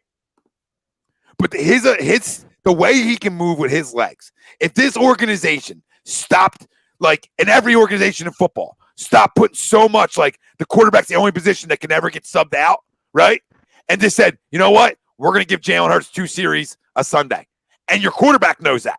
No matter what he does. If he scores 14 points, he gets 2 series, scores 14 points. There's no controversy. We're using our best players, right? Like, at some point, you're such in financial fuck that you just need to start thinking, what is my best options to win? And your best options to win are use your skilled players. Your 3 best players offensively that you think would be our 3 best players as of right now would be Miles, Carson, and Jalen, right? Right? Well, I need to use them 3. I need to use them. So why not do that next year? Why not say, listen, Carson's going to be our starter. He's running out of the tunnel. Woo. Okay? But at some point, I'm giving this guy 2 or 3 series. And if that fucks 11 up then guess what? You're doing it for – then it is. It shouldn't. It should be about, listen, all that matters is winning. All that should matter. And I know the kid can handle it. I know for a fact that he's dealt with it. I know he can handle it. Can the grown man handle it? That's the question. Yep. Tom, the chances of this, we know that, like, you know this, it is very slim, but I like that because then, like we talked about, what was it? No, right, even though it's wild and, a little outlandish, right? I felt right. Yeah, my bad. Yeah. No, you're right. And listen, when you have a situation where it's either, trade a guy away where we probably know he's going to be great in Indianapolis, okay, or and take the $59 million, just be like, we're just going to pretend it's not here, but it's very much here when we're already over the cap, or have 103 plus guaranteed money. I'm not even going to the 126, literally sitting on your bench next to his best friend Nate Sudfeld. You got to get wild. You have to, because as much as I believe that this was their plan all along to eventually move Wentz to Hurts, it wasn't now. Maybe it was their plan 2 years from now. It wasn't this time because of the cap. That's when you got to get wild. And as we talked about in week 4, about not us saying it, the head coach saying it, that he wanted to introduce Jalen Hurts drives to where, with Carson Wentz being the starting quarterback, but for 2 to 3 drives a game, implementing a different look of the offense with the RPO with Jalen Hurts. If you're talking about that, then why can't you do the same thing, especially in the red zone, which we know historically who's really good in the red zone? Carson Wentz. If you want to do that, then you should be creative enough to implement your guy, not your second round guy, the one that you traded up to get guy. You know what I'm saying? It's not happening, but it's a fun conversation to have. It's not, to say it's not happening, I think is crazy too, because you put yourself as an organization in this situation and you should have known it. I mean, if you drafted him because you valued him at that pick and whatever the case may be, it means you valued him to play. Mm-hmm. And it gets snaps. And I know, and Steve, you can say it's high school stuff, Steve. That's fine, dude. The teams that will adapt are the teams that win. So, Steve, you tell me, like a high school team, so that's fine. No, yeah, Steve. Well, no, hold on, because the whole NFL is now a college system. Well, where the college system get their system from? High school, the fucking 5 wides and the 4 wides, and everybody always in the gun. Right? Where did this all come from? Okay, where do you think it all came from? It came from high school. Right, worked its way to college, worked its way to the pros, right, as more guys got hired, right? So it's not egregious to even have the conversation. They drafted him, like Ryan said, the head coach talked about using him for a series here and a series there, right? And so guess what? If I'm Howie Roseman and I'm Jeffrey Lurie and I'm Doug Peterson and I'm Carson Wentz and I'm Jalen Hurts, I'm making sure if I'm Jeffrey Lurie, I get everybody in a room this offseason. And what I sit down and tell everybody is, this is my football team, and this is how I want to do it. And what I see is I have 2 skilled players that play the most important position on the football field. Let's use them to their strengths, and let's figure out a way. The only way, right, and I'll leave you with this. The only way Carson Wentz, the only way Jalen Hurts doesn't get a couple series some weeks is if freaking Carson Wentz is playing like fucking Patrick Mahomes. You understand? That's the only time. Mm-hmm. So maybe it has to. Maybe it forces him to play at a higher level. And Steve, first off, all your I appreciate the comments, but you're freaking nuts with all this stuff. But again, we appreciate you. What was that, Tom? They welcomed me last night. The guy. Yeah. Oh no, I saw him, but it was from like afar. It was from like a safe distance. Now I'm seeing it. I'm like, dude, what the hell? Like, are you trolling me? You say it's a high school idea. Well, it's not, because there's literally an NFL team that's done it the last 2 years, Steve. The team actually we just played last night, Steve. And that was with a guy who's a Hall of Famer, Breeze, and a guy who I think stinks, and I think Hurts can eventually be better. He probably is better than him now. Taysom Hill. You saw him. They were doing an offense with freaking Teddy Bridgewater, Taysom Hill, and Drew Brees last year. We saw it. And if they were able to do it in different drives in a series, well, then it'd be easier just to give them certain series, would it not? If Drew Brees can be fucking man enough, okay, have a sack, have something between your legs. And I'm not saying Carson doesn't. I don't know. I don't know what the scaredness is to do it. Is it because of us in the media? Is it because of the city? Probably. But it shouldn't be, dude, because they do it in New Orleans all the time. And the reports come out every day like Taysom Hill's the franchise guy after Drew Brees. Well, that's fucking delusional, first off. Second off, Okay, but still, they find ways to win games. They're 10-3. They're 10-3 for a reason because they found the team. They put together a roster that doesn't get up in their feelings. They care about getting the locker rooms with wins, and that's all that should matter. And if Carson Wentz is a leader that we all believe he is, all that should matter to him is winning football games as a starter, right? And whatever happens in between that shouldn't matter. So if we're down at the 10-yard line and we've been having trouble in the red zone, well, guess what? Or down to 20, guess who we're going to bring in then? Then we're going to bring Jalen in for them situations. You know why? Because we want to give a team a different look, right? Different looks are okay. The creative teams are the ones that figure it out and win as things move further along, right? Like Sean Payton's been there a long time. Messages sometimes get lost, right? Well, how do you keep the message? You do different things. You get creative. Well, what he did with Taysom Hill, like Rye said, when Drew Brees was playing, is he got creative. He was in the middle of an MVP. He did it in the middle of Brees' MVP caliber season 2 years ago. Yeah. Brees wasn't struggling. He wasn't struggling. He did. He was like, oh, well, I like this guy. This guy is a weapon. I like him. Okay. There was no urgency. A series or two, Steve. You're Steve, hold on. I've got you. Steve, you want an example of a team that won a chip doing it? How about when the San Francisco 49ers used to take Joe Montana off the field to put Steve Young on the field? And this is before Steve Young became the guy that we all know as Steve Young now. Early on in his career, Bill Walsh would take Montana off the field, put Steve Young on, and he found a way to use both of them effectively in that offense. And they can I get one of them? Can I have like one of them guys? I mean, my God. Half of one. I would love for Jalen Hurts to turn into Steve Young. That would be awesome. You know what I mean? If he turned into anything close to that, sure. I'm not going to bitch about it. But again, like and this isn't like I can guarantee you people would be like, oh, what are you crowning Sean Payton? No, I can't stand Sean Payton. I hate Sean Payton. Yeah, right. Yeah. But guess what? In the middle of it, like I said, go back to that season. Drew Brees was playing awesome. Awesome. Okay. They were one of the best teams in the NFL. For him to say, okay, well, I like this guy. I'm going to add some creativity. And you can't tell me, as much as we despise the Saints and their fans and all that stuff, you can't tell me you watch the Saints offense the last 3 years every Sunday, and you can't say, well, damn, can I get some of that? You can't tell me with a straight face you don't see that. No, I think that's what Howie Roseman thought when he did this. That was the whole reason. I don't think there was a big quarterback controversy. I think we made it like that as a fan base, but in reality, I think this is what their thought process was. Yes. And guess what? If that was their thought process, right, then I get it. I still don't like it. I don't have to love it. I don't have to be in love with it. But now, watching him run around, there's a skill set there. And a skill set where guys can get open. So when you're struggling, you could, like the 6-man instant offense, right? Mm-hmm. Sometimes you need some instant offense. Sometimes instant offense gets your whole team rolling. Guess what? I guarantee you, right, if they won a game like that through the year where them two didn't split time, but he got like 2 series, and they won a game 21-0, but he was accountable for 2 TDs, and Carson was only for 1. Guess what that locker room is? They're all excited in that locker room. I can promise you that.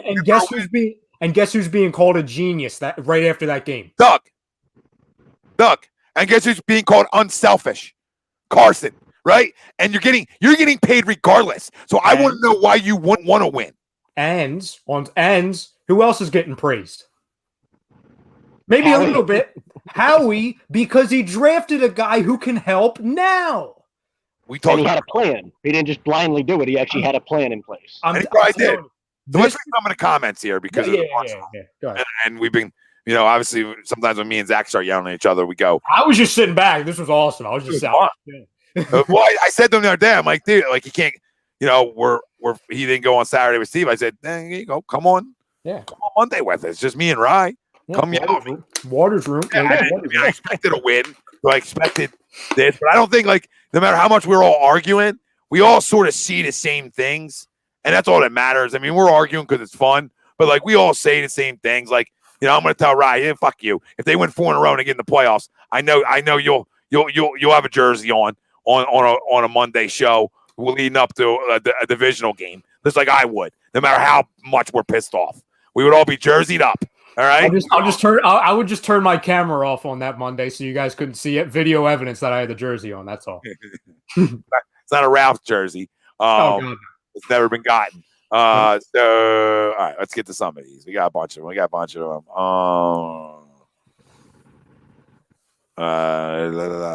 Jalissa. Did I say her name right? Don't trust Carson. He will get sacked, fumbled, or get intercepted. Yeah, I mean, for this year he has. There's been, there's like I said, there's been other quarterbacks that had a bad fifth year, and just think it's odd. It's Baker. He's literally Baker Mayfield of last year. That's what happened. And I'm not. And Baker and what I'm sorry, but Wentz is way better than Baker. You know what I'm saying? It's just what it is. Well, they protect them now, and they play great defense. And what else do they do, Tom? They run the ball. They do a bunch of things to protect him as a player and put him in a position to be successful. Well, everybody realized something about yesterday, right? Jesse, I'm going to read yours in a second. We didn't everybody's like, oh my God, Doug committed to the run. Guys, he ran 14 times. Jalen Hurts ran 18. So, it was the same sample size as all the other games. They did it better. They just did it better. The difference is the quarterback has a big role in it now. But that's the biggest fear for me. A quarterback running the ball that much, that's not sustainable long term. He can't run the ball 18 times a game. It's just not something that you can do as an offense long term. They've got to find a way to be able to have him beat teams with their arms. But that's what scares me, right? That's what scares me in the future, because with him playing quarterback, and we'll see this week, all right? And this is something I'm looking forward to seeing, right? I'm wondering, if these skill position guys can't make big plays with him extending plays, then we're in way more trouble than we ever thought we were, right? If Jalen Reagor can't take a top off with this guy extending plays, we're in a lot of trouble. But Dallas Goedert's been the most guy who feel like he's around a lot. I'm fine with Dallas, but the other guys, I don't even know. But you understand what I'm saying? There should be some big plays and explosive plays, because he does look downfield. He does look to still throw it. I will give him credit there. A lot of times before he took off, he was still looking downfield. And you know why? Because he's been well coached his whole career. Nick Saban, great coach. He was well coached. And don't listen, the best thing that happened for Jalen Hurts, career-wise, was going under Lincoln Riley for a year. All right, because you have to throw the football in the Big 12 to win. You have to. And he did. So he got better at it. Now, you know what's going to happen this week. There's going to be Isaiah Simmons is going to be Spy City on him. All right? Ain't going to be Jordan Hicks. Okay? Ain't fast enough. It's Isaiah Simmons, Spy City. Are you able to throw it from the pocket? Or even outside the pocket? Are you able to extend plays? Because Russell Wilson's a good inside the pocket thrower, but he's a phenomenal outside the pocket. He's got to scramble. We're going to need Hurts, because people, I think, get confused between running outside the pocket and scrambling. We didn't see a lot of scrambling from Hurts in this game. We saw a lot of design rollouts and then just running out of the pocket, in his second or third read. What we're going to need, and this is why Carson was so exciting for all those years when he had the movement, because he had that scrambling ability. What we need to see from Jalen this Sunday is the scrambling capability, because all the misdirection plays, unless the Cardinals are just idiots, which they're not, and they have a very solid defense with some really game changers back there, all the misdirection plays are not going to be available. They're just not. Maybe a couple times, maybe you can get them caught off guard, but is Jalen Hurts, to your point, Tom, the biggest question is, can he be that stable guy in the pocket with accuracy and get the ball out quick? And can he scramble outside of the pocket to extend plays? If he can do that, that's a huge step. And then I'm thinking, well, damn, okay, all right. But again, there's a lot of positives already, which we'll get to. But you're absolutely right, Tom. We're not gonna see the same game plan as we saw last night. No, and I think you're going to see him throw the ball a little bit more from the pocket. Mm-hmm. Maybe trust himself a little bit more from the pocket. But either way, even though that Green Bay game, I know the defense they were playing there, and I get it, right? That it extends the play because of the defense they're playing and allows guys to almost get behind them, right? In that touchdown to Greg Ward.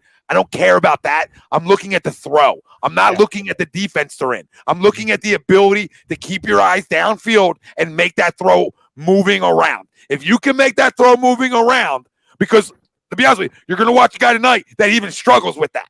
Okay? You're going to watch a guy tonight that isn't good moving around throwing the football necessarily. Isn't good from the pocket throwing the football. He's just, All right? I'll say something. Jalen does not have the arm Lamar has, but he has way better accuracy. And that's not saying a lot, because Lamar has terrible accuracy, but you can't win in this league right? Averaging 5.6 yards a throw, week in, week out. You cannot. This is a throw. Guys, my thought. This is a throw-first league, all right? Teams throw the football in this league. I will say this. The Baltimore Ravens went this direction with Lamar Jackson, okay? And what they said that, okay, we know his deficiency, right? We know what it is. So you know what we're going to go do? We're going to go make sure we're the best running team in football. We're going to go pride ourselves in drafting running backs or signing Mark Ingram, right? We're going to pride ourselves in shoring up, Staley before he got hurt. We're going to pride ourselves in our offensive line. We're going to pride ourselves in pounding the football, right? That's all well and good. We think the Ravens are a good football team. That didn't give them a playoff win last year. So, but you have to then commit to this, right? And if you're going to do something good, you got to do it great. But I still believe he can throw from the pocket well enough. I think he'll be able to. Like, just talking about the next 3 games. Like, I think you're going to see some things and you're like, okay, maybe, because you do see some throws and you're like the one to Alshon, bro. Listen, you might say prayer or whatever. Not many guys even make that an accurate throw with all the heat.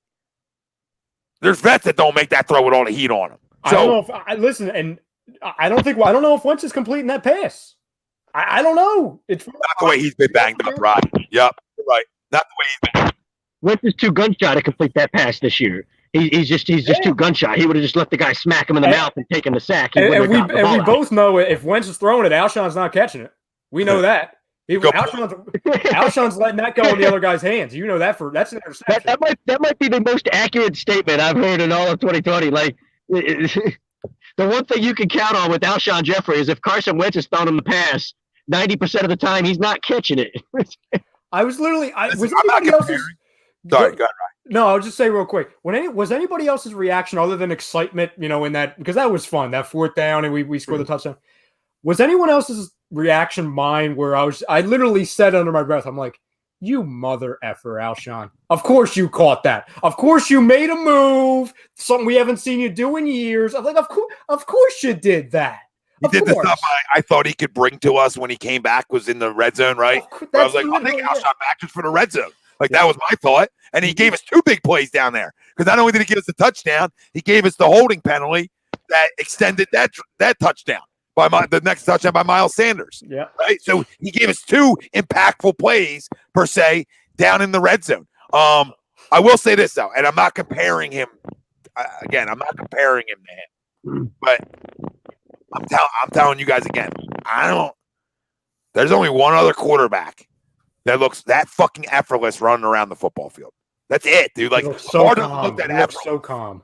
Like, Lamar looks like he's running 140 miles an hour. Right? Kyler Murray even looks like he's running 140 miles an hour, even though he's not. Feet, yeah. Russell, I know why now I'm watching him run around, and I'm like, well, now I know why they picked him. Because it's like, dude, you don't beat ends in this league on the edge, bro. You don't, especially when they know you're doing it. Like, they all knew what he was doing yesterday. He didn't come into this game where they weren't. This is the hardest thing to do. When you have to play assignment football for 60 minutes, dudes make mistakes. You understand? Or that's not even 60 minutes. Yeah, 60 minutes. When you got to play assignment-based football for all 60, dudes make mistakes. And that's where these big plays come in by these guys who can move around and throw the football, right? Because they don't stay in their assignments. The 82-yard run by Miles is because somebody froze on the RPO. Because just that freeze. So that's what gives you the benefit when your offense is slumping. But I will say, that's the comparison. I understand people are saying Russell Wilson, and I think they're crazy until he throws the football enough, right? But in terms of him running around, yes, that side of it looks Russell-ish to me right now. But I'm not comparing him to him, so understand the difference on my comparison than a lot of the jackasses. No, you're spot on for this reason. He's never shown, and again, it was one game, and then the second half against the Packers. Okay, it's small sample size. It could very much change this coming week, and we'll reassess. He's never once shown me the deer in headlights look. Not once. The guy looks calm. He looks collected. He looks fully in control. And that is the biggest thing that you can rip Carson for. Well, right. What did he do yesterday? He must have thrown 5 balls away. All right. So, listen, winning, to your point, winning's so simple in this league, right? Yes. Take the football away. Don't turn it over. Right. We're not taking away his last turnover. We're just saying that it didn't have a gigantic impact on things. But before that point, you're winning the turnover battle 2-0, right? Your quarterback hasn't taken a negative play. He didn't have a negative play. He was never sacked. When you don't have good skill position players, when you don't have some of the things we need, the explosiveness, this is what keeps you in football games. This is what extends drives. Like, anybody that ever watched football knows that if a quarterback on a 3rd and 8 rushes for a first down, that in the fourth quarter, there was a drive where we were backed up, and it was like, and you can feel it. If we punted it away here, we're in trouble, right? And he ran for a first. It was like a 3rd and 8, and he ran for a first, and the drive continued. Why? Because it just breaks you down. Because you have everything covered up, and you have a spy on him, right? Because they did have a spy on him the whole game. So that wasn't like, for everybody out there, like, no, they were spying him. They tried to slow him down. He made plays. But the fact of the matter is I know where I was lost, but the definition of winning is so simple that if you don't take negative plays, if you say, okay, I'm going to live to play another down, something that we talked about Carson, right? Doing, right? If you live to play another down, if you hold on to the football, if you don't throw interceptions, if you don't put your teams in tough situations, right? This is the first time all year that we picked the ball off and we were on another team's 30. And I'm like, what is going on? Yeah. And it was like an unbelievable deflection. I'm like, oh, of course he catches that now. Of course, it happens now. Of course. But the last thing I'll say real quick is this, okay? Because how many times just this season, because I know we've been talking about it for years, regardless of the quarterback. How many times this season have we gone into games, we've been doing our preview, and we've said, we just need Carson to play smart. We can't shoot ourselves in the foot, because I think we would all agree that's been our biggest worry. It's the injuries, and then it's us shooting ourselves in the foot. A lot of that has been the quarterback. It just has. So the reason why I always go back to last season, week 4 against the Green Bay Packers or week 3 against the Green Bay Packers is this. And I always say that was one of the most impressive games by Carson Wentz. It's not because he threw for 500 yards and he out-statisticed Aaron Rodgers. No, it's because you know what he did all game? He took what the defense gave him, and he was there long enough to take pressure off the run game, and he supplied the run game with what actually happened. That was as smart as a game plan as I've seen Carson Wentz play in a long time. And we've been looking at that, and we say, okay, well, why is that not his mentality? And we know it's not. It's not Dr. Phil, because he says it. He says, well, my mentality is I'm going to try and make the big play. I'm going to always put my team on my back. And I get it. And I understand it comes with the position and the contract. All that's well and good. But there's an element of self-control. There's an element of, listen, man, you don't have to do that. We're good. We need be key in the red zone, be good on 3rd down, and win the turnover battle. Yeah, and I think what happened to him is why we see him get worse every week. And I'm going to go take a piss real quick. But the fact that we see him get worse every week is because the gun-shy stuff is real. I mean, I know Zach talked about it before too. Like getting punched in the mouth, turning the football over, not wanting to throw an interception. All them things start making you gun-shy, right? And then when things go south, they go really south. And then he looked like he couldn't even play quarterback at a decent level anymore, right? And you're like, who is this guy?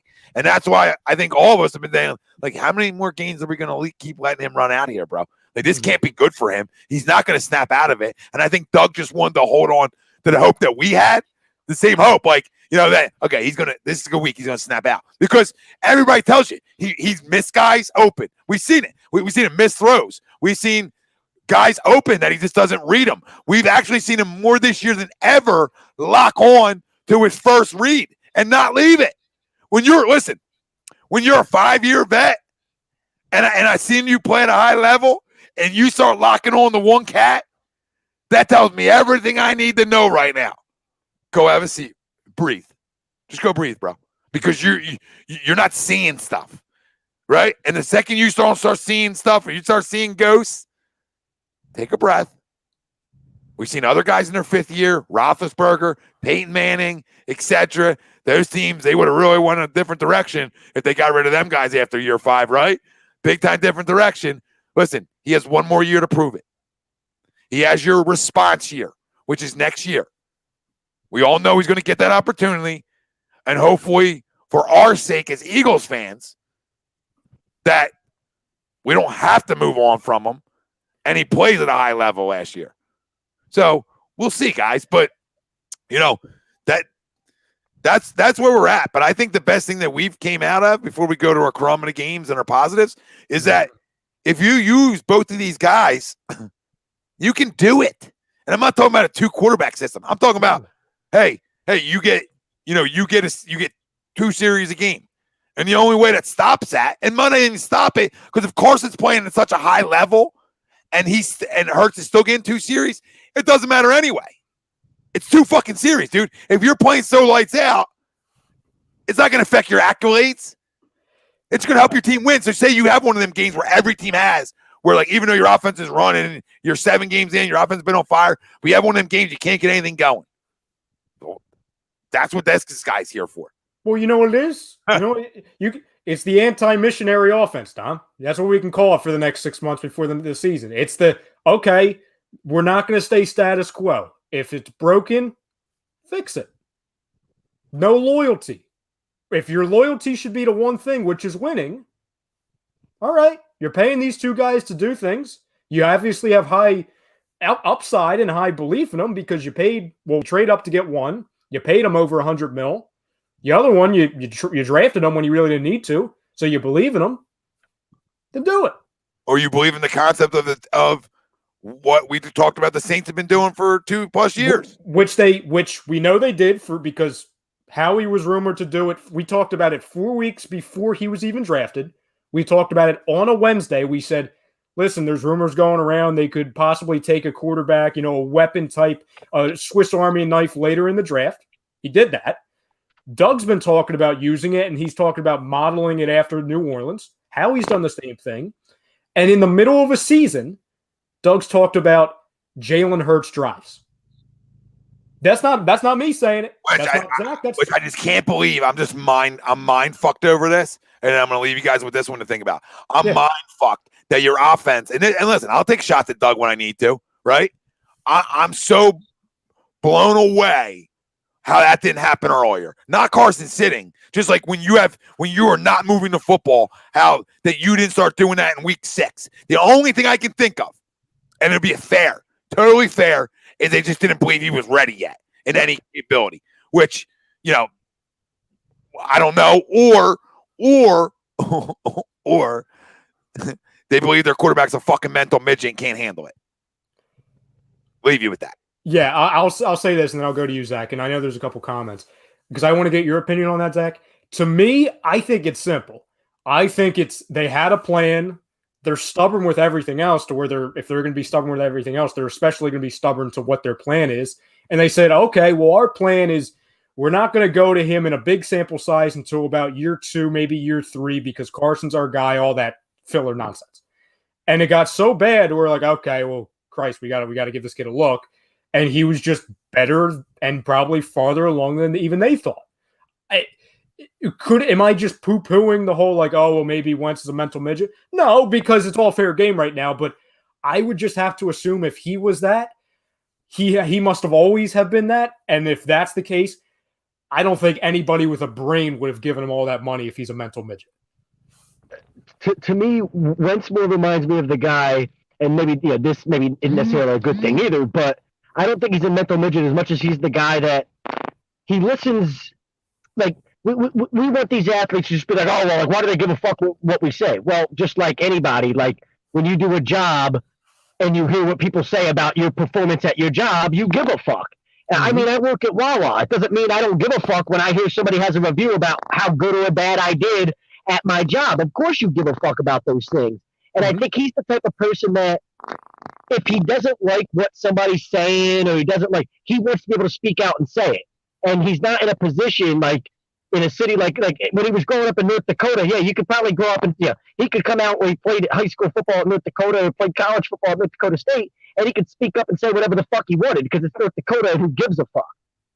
But when you hear and it's the pros, and then it's also a city like Philadelphia, you can't just go out in the media and say something publicly, regardless of how much you might have an urge to say that. And I think maybe not having the outlet of being able to say, hey, this is how I feel about the situation, and this is my honest feelings on it, has fucked with that a lot. Like, we all know the situation's a mess. We all know it hasn't been made any easier on him with Howie Roseman and with Doug Peterson and with the different things that have gone on, and then how critical the fan base is of the quarterback at all times in this city.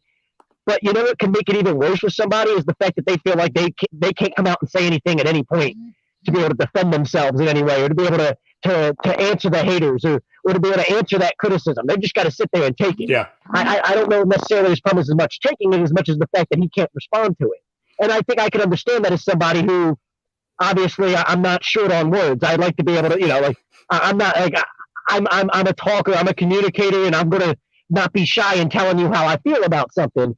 And when maybe you feel like you're being censored and, hey, I can't say honestly how I feel about this, it fucks with you mentally. Like it drives you crazy. It would drive anybody crazy. Yeah. And I think what at least we've seen from Carson that we know is he's at least enough of a competitor, because we've seen how pissed he gets at times, with the situations in a game where if you're a competitor, like to the ultimate form of being a competitor, where you just everything drives you crazy as a competitor when it's not going the way you want it to.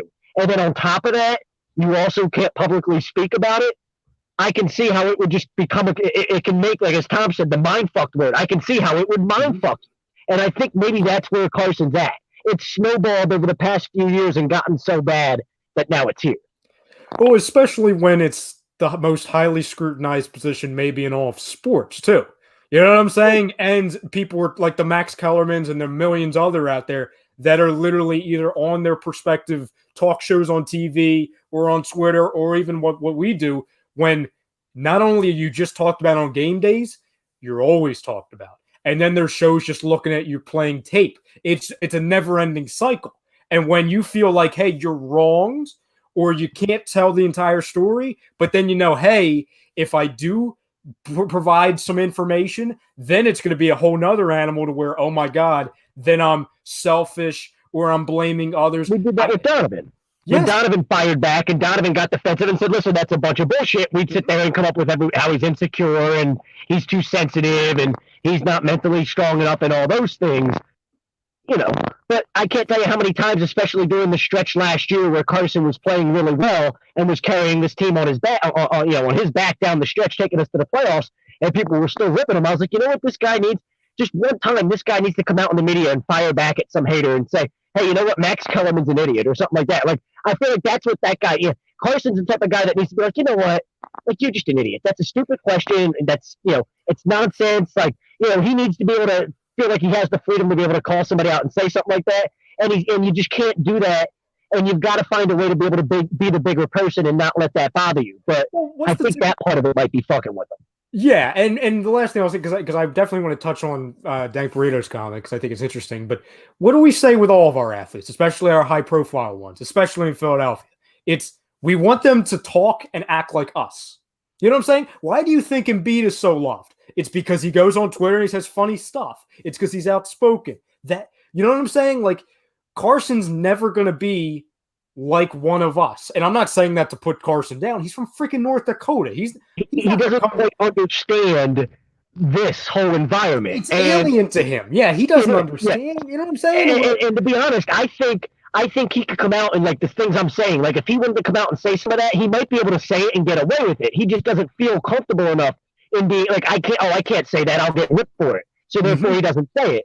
Well, maybe if you just didn't give a fuck, like, hey, I really don't give a fuck anymore, and you say it, you realize real quick, like, oh, wow, these people don't give a fuck either. They like the fact that I said that and I was honest about it. And Embiid's kind of that personality where Embiid will say something and like, well, like, people didn't like that you said that. Well, I don't give a fuck that people didn't like that I said it.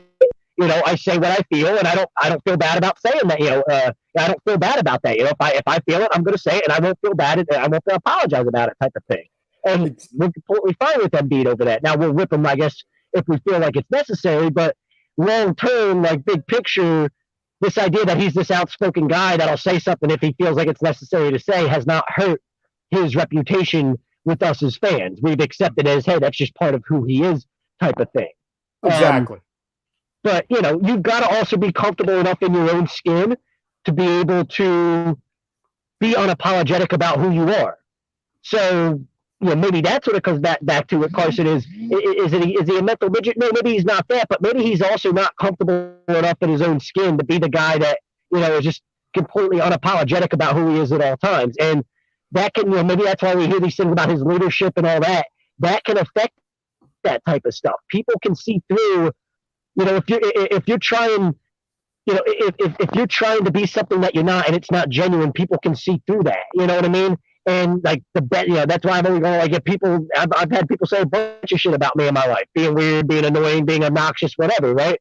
But you've got to be who you are, and then you've got to be completely unapologetic about it, because people can at least see, hey, they're genuine about this. This is who that person is. You know what I mean? It's just what they are as a person. Yep. And if that's what the issue's been with Carson over these 5 years, and that's why we've seen different reports from different teammates and things like that about the weird, quirky things with his personality. Maybe that's all part of this, and maybe that's what, as good of a player as he is, we think he can be a good player in some other environment. Maybe he can be a good player in some other environment, but I don't think it's a crazy conversation to have to say whether or not he can be a good player in this environment. I don't know if Philly's the right environment for him anymore. It's like that relationship. You kind of talked on the ex-girlfriend thing. I think his relationship with Philadelphia and this franchise and this fan base all the way around, it's almost like when you're in a relationship with somebody and it's to a point where you guys are about to break up because you can just tell it's not working anymore. Mm-hmm. Like, nothing about this is working. As much as I want it to work, as much as we want to be able to figure this out and fix it, it's just not. It's not fixable. We've got to see other people. We've got to take a break from one another, whatever. And I think that might be the case with Carson right now. It's not that he's not a good player anymore. It's not that he can't be a great quarterback. Exactly. You just might not get that so from him. Dank Burrito, and Dank Burrito, I know you've been watching this for a long time, so I know you're a smart enough football guy, but I got to disagree with you in this sense. He says, okay, then trade Carson. Keep saying the same thing about the offense we did last year until the last 4 games. Are you okay? And fam and hope, are you okay with taking that $59 million cap hit then? Not the cap hit, the dead cap. Well, a lot of them don't understand. Yeah, like, it doesn't. You could try to sit there and explain that to them a million times and they won't get it. People like Dank won't get that. They'll just say, well, eat it. Then just eat it. Because they think it's like a sport like basketball or baseball where you could just say, okay, I'll eat the $20 million I owe this guy and move on. But you can't do that in football. Like think about it. We're already going to be negative $30 million in cap space next year, right? So that if you trade Carson, now you're negative $60 million in cap space. Well, they would say, even if you got out of a contract like a Fletcher Cox contract and you let Derek Barnett walk, and maybe you find your way out of a couple other contracts there, what's the best you're going to do? Is you're going to find a way to make up the $30 million that you just ate by trading Carson? You're still negative $30 million in cap space then. Like, there's no financial situation, where you can trade Carson Wentz and also build the football team. You're going to be negative 30. If you trade Carson and then you get out of a couple bad contracts, you still don't have enough money to replace, those guys and bring in guys, even if they're scrap heap guys, even if they're, veteran minimum guys, from the free agency, you still don't have the money there to build a solid team. That's why I said I'd rather just keep Carson, and even if we made the decision that Jalen has to be the starter, okay, well, then Jalen's the starter, and you've got a $30 million backup. But financially, that actually makes more sense. Rarely ever does that make sense in the NFL, but for us, it would financially make more sense to have a $30 million backup than it would be to trade that guy right now. Zach, that's just the truth of the financials, of the situation here. Yeah, you're right. Zach, real quick, because your connection is like crazy right now. Jump out and jump back in real quick. I just want to see if the connection gets better. Someone, I don't know. I can. While Zach's doing that, let me see here. Let's see. Adrian Bug says, how did the defense look when Hurts only put 7 points on the board in the second? No, I mean, at the end of the day, and we're going to get to it once Tom gets back and everything, when you talk about, obviously, the crumbs of the game, and fam at home, we want you guys to obviously give us your three and also your three biggest positives. But the wide receivers, they had 70 total yards yesterday. They did 7-0. And 31 of those was the Jalen Hurts or the Jalen Reagor run. So you look all down the line, it's like, okay, well, the defense needed to come up big, especially because I'm pretty sure Jalen Hurts only threw for 30 and ran for 30 in the second half. So when you look at that, it's, he's got a lot to build off of. That's why, I always say, okay, guys, the biggest thing is that we build off of this going forward. Hold on, Zach's back here now. You back, Zach? I don't know. Am I? How do we sound? Sound better. Yeah, you sound better now. Okay. I know we had a question earlier. Let's see. That wasn't about a cat purring in the mic. Yeah. All right. So, Zach, I'll ask you. So, your three crumbs from the game. So, the three players from yesterday's game that you're still disappointed by, even in a win. Oh, my God. I'll start with Jalen Mills. I know a lot of people will start with Jake Elliott. Jalen Mills is killing me. I mean, he continues to come. We thought the guy stunk as a corner. I didn't think it was possible for him to be a worse safety than he is a cornerback, but he just might be. And you see the dude with the pathetic – I've never seen a more pathetic tackle than he made on Camaro. He lowered his shoulder, got his pad level low enough, and then just didn't wrap. He just didn't wrap. He just said – he drove his – and then he got ran through. I've never – it's one of the dude looked like a Pop Warner kid getting run over by a high school football player. That's almost what it looked like. You play safety now. You need to tackle people or else you're fucking useless. Mm-hmm. He couldn't cover anybody at the quarterback position. I wasn't expecting him to cover anybody at safety. I was at least maybe he can help. He's a decent tackler for a cornerback. But he just got ran through multiple times last night, and one of them was just really ugly. The play, I know you remember I talked about him lowering his pad level. But yeah, Dank Burrito. See, you can't be serious now because I literally just saw you talk about how you can't talk about 2017. You're literally talking about 2017 with Mills. What does that have to do with today? Come on. He's smoking dank shit, Ryan. You know how Ryan, you know how us potheads are, man. I just don't understand. Okay, great, Dank Burrito. He didn't allow a red zone touchdown. That was almost 4 years ago. What am I supposed to do with that information? Say, you're a great driver. Hold on. And even in 2017, when he didn't allow a red zone touchdown, 90% of that was because somebody would throw a ball 5 yards over the wide receiver's head, and he'd sit there and wave his finger at you like he did something. He got away with pass interference on Julio Jones in the playoffs and then got up waving his finger. It's that. No, there was a no call, or else we're waving our finger at you. I can't believe that just happened type of shit, Jalen. The guy's not a good player. No. And the fact that he's been on this team for this long drives me nuts. My number one crumb, because we'll go back and forth here. And it's funny because his best year was probably in 2017. My number one crumb is absolutely Jake Elliott. Dude. I mean, come on. I'm not a professional football player, nor will I ever be, nor am I a professional kicker. But even I could have made that 22-yarder. I mean, what are you doing? I feel like it was harder to miss it than it is to make it. And it's not just about that one kick. You literally go. It's ridiculous. And kickers are a position where you don't really make this argument. We keep making the argument with Carson where outside of this year, the people that try to say, oh, well, he hasn't been any good since 2017. That's not true. We watched Carson be really, really good most of the year last year. We watched him put up really good numbers in 2018, even though everything was kind of a mess with the rest of the football team. So this is an outlier year, right? With Carson, it's his first really bad year, and we like to make the argument that you don't go from a good quarterback to the worst quarterback in football. There's got to be something else here. You don't just forget how to play the game that bad. But with kickers are a rare example because we've seen when kickers when they fall off the face of the earth, they're never heard from again type of thing.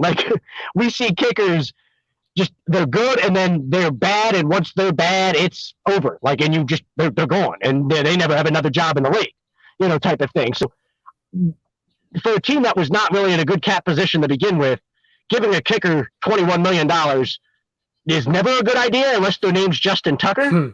But it's definitely not a good idea for a team that's already in cap hell. Like, I'd rather you go like pull a kid off the college, like, the Temple soccer team or something, and be like, hey, like, we just here's like league minimum, and we need somebody that can kick a ball between the uprights. Like, it's here, like you really like kicker is one of the few positions that's almost what you can do. Like, you can just go find somebody and pull people off of scrap heaps that like can kick a ball 60 yards and just be like, here's a tryout. Let's see what you got, and pay them a very small amount of money in the NFL. I'm not a fan of paying kickers big money, and this is why. Because you never like the idea that Jake Elliott, he'll be able to find it again.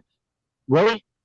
Like, and even if he does, is it worth us like waiting this out and seeing if that's the case? Because how do you get out of his contract now? I know it's not as big of a cap hit, but it's a brand new contract at 4 years and $21 million. You're still eating money on that. Yep. And I know it's not a lot of money, but you can't afford to eat any money right now. Like, we're in such a bad position. There's literally there's 3 cap experts that came out in an article on The Athletic 9 days ago that said that they don't see a scenario where we could cut enough players to get back in a good standing with the cap. No, there's not. Because there's only so many guys with value. That's what I'm saying. Like, that's like the epitome of bad. And I'm not trying to be Mr. Negadelphia. We have freaking all offseason to do that. But it's like, well, damn. It'd be one thing if we had a plan like, oh, okay, we're in a bad cap situation, but we can, cut these 9 players. No, like, you get past like player 4, and it's like, well, okay, where's this other $60 million coming from? It would be one thing if you could. You could get out of one of those contracts like what the Texans did, where they've got a really big contract in Hopkins, but they get a first-round pick in return. They get, at least something where you felt like, hey, we got out of a contract and we got something out of it. I mean, we're literally talking about the idea of getting out of Fletcher Cox's contract, and regardless if we get something back for him, we all know it's not going to be of value as far as it being the same value as what Fletcher Cox is as a player. You're not going to get a first-round pick for Fletcher Cox. You're probably not going to get a second or a third. So we're talking about a mid-round pick somewhere. Great. I'm really, really excited about the 4th-round pick I'm about to get for Fletcher Cox. And that's what I'm going to have to get excited about. And these were all guys that not only just me, so I'm not crowning me. We were talking about this time last season before the organization said, hey, we're going to go out and win, to where if you were trying to retool, you could have then moved Fletcher Cox for more value, Zach Ertz for way more value, because he's still friggin' invisible for the most part. Yeah, I mean, it's kind of how much that's backfired on us. We thought, hey, we'll get one more really, really good year out of him, and then we're going to trade him and get like a first-round pick, and instead, he's another one. There's no way you're keeping him, so you're going to have to get out of that contract, and now you're going to get way undervalue for what the guy is. You know what this reminds me of, Zach? And I'm not trying to provide like this is going to be the next 5-6 years, maybe 10 years for the Eagles, but because I know you're a baseball guy, and Tom, I want to hear this too. Just not with the team situation. I'm just talking strictly cap and moving off of players maybe a year too late. It reminds me of what the freaking Phillies did in 2013. Instead of moving on from Utley and Ruiz and Howard, maybe not Howard because of the contract, but you know what I'm saying, and Rollins, they thought, hey, we're going to squeeze all the juice out of the orange for one more year instead of moving on from guys with value. You know what I'm saying? And that ended up hurting them. You know what I'm saying? To where, like, I'm not saying we're going to be on this now friggin', never-ending abyss with the Eagles to where we're an embarrassment and the owner in 5 years is going to say we lost $2.6 billion. But I'm just talking strictly the element of moving on from a guy 1 year early for better value instead of 1 year too late for 10% of the value. And that's what happens when you win. That's what happens when you win and you're not used to winning, right? So you hold on, and Phillies did the same thing, just different because of the money, but the same premise for sure, Mm-hmm. What'd you guys do? I heard you guys were doing your crumbs. So we just gave our. Yeah, I named Jalen Mills my crumb. Ryan named Jake Elliott his crumb. So I guess it's your turn to name a crumb. Then we'll recircle. Jalen Reagor. Thank you. Because like I've never seen like a wide receiver not want to score, which is odd to me because the like little end around or whatever one he got that like he went out of bounds when it really looked like you could have cut back in and tried to find the end zone. Like you're supposed to be explosive playmaker. Like I would think you'd want to find it. The one looked like I didn't want to find it, and then the other one he literally jogged down the sideline. I mean, you jogged down the sideline. Like cut that in too then and go. Like I don't know. Maybe you're waiting for blockers on that one or something. I don't know. But the one I do know is the one that you went out of bounds with a little push instead of putting your foot in the ground, cutting it back in, and trying to score a touchdown. Like I got you to be explosive, and explosive means explosive. Explosive doesn't mean like if you're having 8 catches for 110 yards and you're going out of bounds, fine. But like you know what I mean? When the sample size is what it is, be explosive, dude. Cut back in. Yeah, that's irritating to me because when I look at him, like he's similar in size and he looks like he could be a similar player stylistically to what Deebo Samuel is in San Francisco. But Deebo Samuel takes that end around and tries to run somebody over at the goal line and get into the end zone for a touchdown, whereas Reagor decides to pussy out and just I'm going to tiptoe out of bounds and say fuck this. Like that's the irritating thing about it. Like you had an opportunity there to go make a play. Like we've had people bitching about all year about how he's not being put in a position to make a play. And you're finally like, hey, where's this end around been with a guy like this all year? Hey, here's a guy that's supposed to be electric and explosive. You get him in space, got an opportunity to make a play. Here, there's nobody else to blame with you not making a play there except you. Like lower your shoulder, try to make something happen and prove a point to somebody. You know, that's not like, I've been very critical of coaching all year over things like that, and that's not a situation where like, hey, this is what I wanted coaching to do with you all year long, stuff like that, and then you just completely make me like shake my head at the tail end of that play because I'm wondering where the effort and the heart and the bulldog that you're supposed to be. Well, where's that at? Like you're not a bulldog, you're a puppy dog. That's all you are. He got smoked. I think either his first end around or his first catch. He got lit up. And then the rest of the game, he shrunk, right? And I don't like that one bit, baby, because this ain't TCU. You're going to get hit. He's got a bulldog bark, and he's got a puppy dog bite. And there's too many guys that have been playing in this city as of late that we can say that about. Bulldog bark, puppy dog bite. And one of them is playing in Las Vegas right now. You took the words right out of my mouth, Zach. That's spot on because I'm going to piggyback off of yours, Tom. My crumb number 2, just to make it different, because mine was Reagor also. It's the Jalen Reagor, and it's perfect because I know you made a video, that you can find everywhere if you didn't already see it, fam, where you're talking about people that are just Carson guys and Jalen Hurts guys, right? And it's like they can do no wrong. They're going to look past the, all the deficiencies, but you're going to look at the one, sample size, right? My biggest crumb is obviously the Jalen Reagor. The stands, they call them, STANS, because you look at that, oh, you should have seen Twitter. Oh, my God, that was an electric play. Oh, my God, this is exact. What?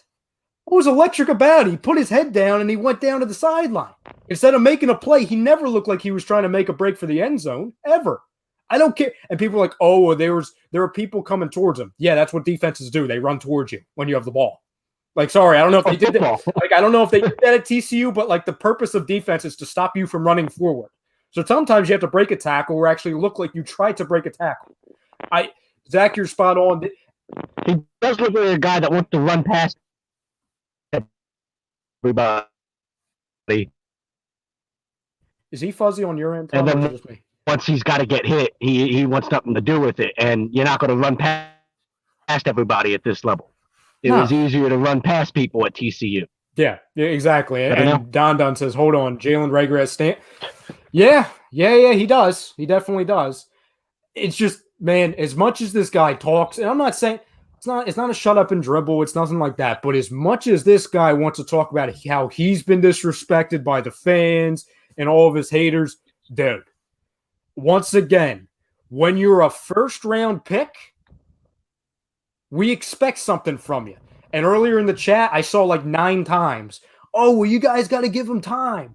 How much time do you want? Because I'll tell you one thing you don't teach, and that's the killer mentality. And he's not shown any of that. Yeah, it's not about time. It's about most guys want to score touchdowns in this league. Do something.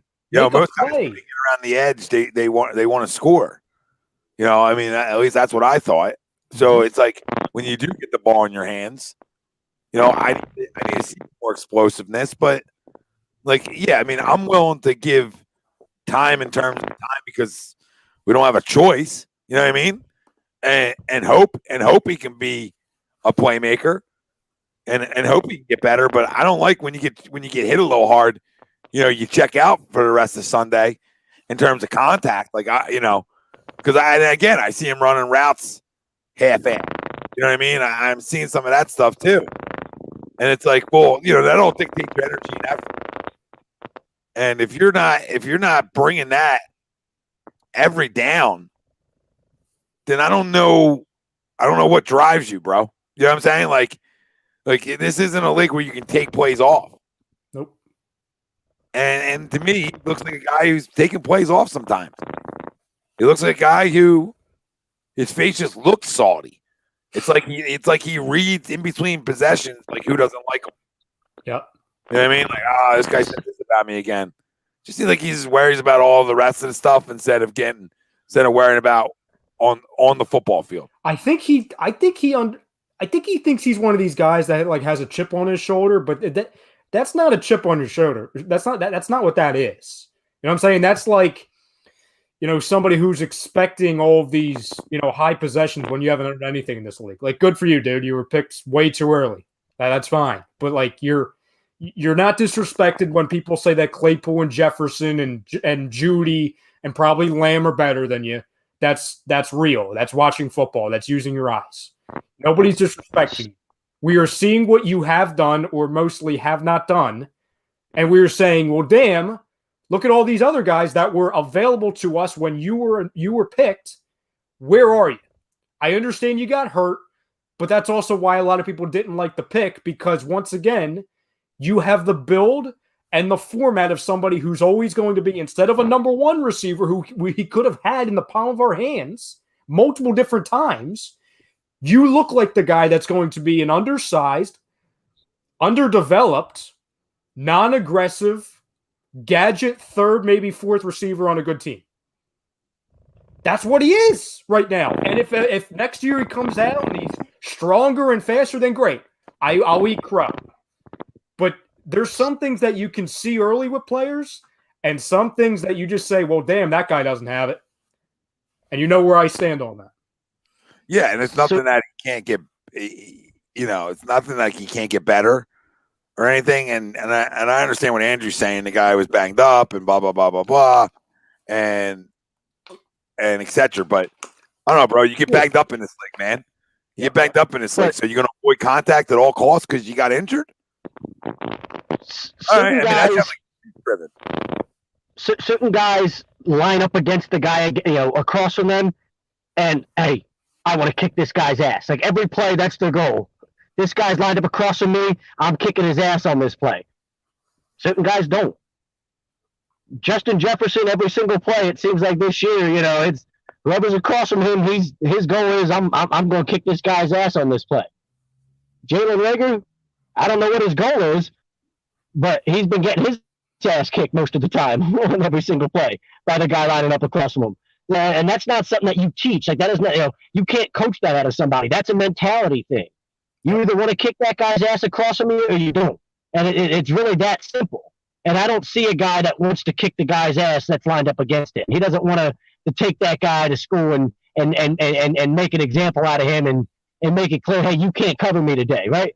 And it seems like the great receivers, the ones that we talk about that have that chip on their shoulder, that's the chip you thought, hey, that guy can't cover me. All day long, he can't cover me, right? We saw the story this week with Chad Ochocinco used to call Bengals coaches at 2 a.m. and, hey, I'm open, and then hang up the phone type of shit, right? Like, that's what, guys with chips on their shoulder do. Like, I'm making an example because, I just have to. Like, that's what motivates me as a player. I haven't been able to get an idea of what motivates Jalen Reagor as a player because it damn sure isn't making the other guy across from him look stupid. It's damn sure not winning football games or or giving 100% effort at all times. He just right now looks like a guy that's going through the motions that seems to think he's so much more than what he really is. I'll just add this real quick because, again, because I want to get to Bobby's comment. We appreciate you, Bobby. But, you look at it, and since so many people in the city want to talk about tape, right? Well, what do we have on tape? A guy who doesn't finish routes. We've seen and I'm not talking one, maybe two sample sizes. We've seen this numerous times. He doesn't finish routes. He doesn't go up for balls. He doesn't try to make the play with his aggressiveness. He's not shifty. He's not nearly as fast as that he was at least provided or told. Everyone told us he was. Perceived to be. Yeah, perceived. That's the perfect word. Yeah. And he's a guy where, okay, he goes through the motions, and instead of going down the field or trying to cut back to the middle of the field to open you can't tell me, and I understand it's not going to come out until you see all angles of the field, but that he was literally jogging down the sidelines waiting for people to get the angle on him. If he had that game-changing speed, no one's touching him. He had that entire side of the field to himself. There's no world where, and I'm not saying it, but everyone would say, oh, well, he's Tyreek Hill, he's Deshaun Jackson. If those two had that ball, he's gone. No one's thinking about catching him. Chris, get open now, Chris. Chris, if you get open, you'll get more than 30 targets. Okay? So I hate when people tell me targets. All right? Targets equal you getting open. All right, that's how you get targeted. Bobby says Wentz dead cap hit is $33 million. Cox, $22 million. We have 21 free agents coming up, last I checked, and we're still going to be $60 million over the cap. It's actually worse, Bobby, because Wentz it's actually $59 million dead cap. So it's actually worse. Yeah, that would combine in 2 years. Here's another one. The ball, this ball. Rager should have dove for the one ball instead. Yes. There was one handout. I even said it at home, dude. Lay out for a football, bro. Jefferson would call it. And Jay, guess what he did in that route? Go back and look at it. He slowed down and then saw the ball thrown to him and then started speeding up. Okay? So probably a touchdown if he finishes the fucking route. Tentative is the word. Tentative is the word I would use with Jalen Reagor. I don't know if the guy's fast or electric or not, because I don't see a guy that, like you're talking about when he's running down the sideline. Tyreek Hill puts his head down and runs. He just goes. Jalen Reagor looks like a guy that's constantly looking for the next person that's going to hit him. Who's the closest guy to me? That's who I'm worried about. He's not worried about running top speed. He's not worried about trying to set somebody up to make a play or make a move and make them miss. He's just worried about them hitting him. Tentative. You can't be tentative in this league. That comes back to the mindset thing. Yep. You're either ready to make a play or you're not. And he doesn't look like somebody ready to make a play. He looks scared out there at times. Chris, we're not targeting. We're talking about different guys that we've done our plenty of praise here. We've been on for over 2 hours. It was our crumbs of the game. And when you don't lay out for a football, Chris, and you don't show the 1-2 and the effort, I don't know what you want us to say. Do you want us to crown that? Like, we're hard on guys, man. Rookie, veteran, I don't care. Yeah, everybody's a rookie. Everybody gets a free pass. Well, there's guys who were drafted after him, all right, that are playing at a high level. So should we be like, oh, we're the rookies? Like, there's a lot of rookies that are playing good football. All right? I mean, knock off the excuses in this freaking city sometimes. He's not lived up to what anybody told me he was going to be right now. All right? And everybody who praised him and kissed his ass and told me he was going to be all these things, well, it was showing more. And I'm not out on him. I'm not saying he can't get better. No. I don't know. He needs, you know what this is? It's a wake-up call. And again, nobody's targeting him, but you can't say with a straight face that you don't think he needs to get better. Way better. Okay, he returned a punt last week. Whoop-de-doo. I didn't draft him in the first round to return punts. Cordell Patterson can return punts too. Not worth a first-round pick. You understand? Not worth a first-round pick. If you want a punt returner, take Devin Duvernay. He was there in the third. The punt returner thing doesn't get me. I didn't draft him to be a punt returner. And he drops every punt he returns anyway. Well, it's not even that. I mean, It'd be great if he was returning punts, but hell, apparently Greg Ward's doing that, so we didn't even draft a punt returner at this point. No, because he can't catch So the what the ball. fuck did we draft? He doesn't catch the ball back there. So even the one he returned, he dropped. Well, I didn't think Greg Ward could either, so I'm not real sure. I don't know what he does how anyway. bad- He let the ball go you know to how bad you've got to be? How bad you got to be at returning punts? Like Greg Ward, I mean, I haven't seen Greg Ward actually make a positive play out of a punt return all year. So you know how bad you've got to be at returning punts where they can't trust you to return punts over Greg Ward? I mean, it's bad. And I've seen some of the worst decisions by a punt returner ever, too. Like yesterday was one of them. He let a ball at the 20 bounce. Like, what are you doing? It's fair catching and go catch the football. What are you doing? I mean, you got a quarterback that can out punt return you, and he's not even good at it. So it's like, dude. And then people are like, "Oh, you got to do it more, Tom. He's got to do it more, bro." He drops them back there too. Everyone he's been back there, he almost drops, and then he dropped the one he returned, and nobody wants to talk about. Thanks, Chris. We appreciate it, brother. Thanks, Chris. Dude, Quez looks like he should be in one of them, like Melissa McCarthy, and not Melissa McCarthy. Where you feed the underprivileged. You know what I mean? Or like the dog video, like, you guys know it. I'm not singing, but you guys. In the arms of the angel. In the arms of the angel. I didn't want to hum that out. For 30 cents a day, Quez Watkins can get on the field for one play. Yeah, one play. Guy looks like he was You actually have the perfect voice for that, Ryan. That's fucking scary. Thanks. guy looked like he was 99 pounds out there. Quez Watkins. I mean, his whole body looks sunk in. Like, let's calm down.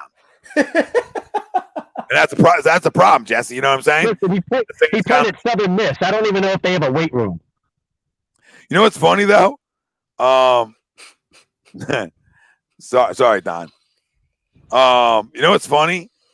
And I lost where I was going. Hold on, let me see if I can figure out where I was saying. They went out and got all these guys, and we expect that explosive offense. And like Marsky Goodwin never stepped on the field, right?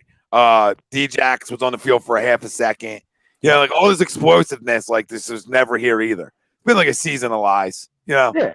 I got the plan. Like I see what you're trying to do. You want to have as many elite athletes on the field as possible, the way Kansas City does, the way teams like that have.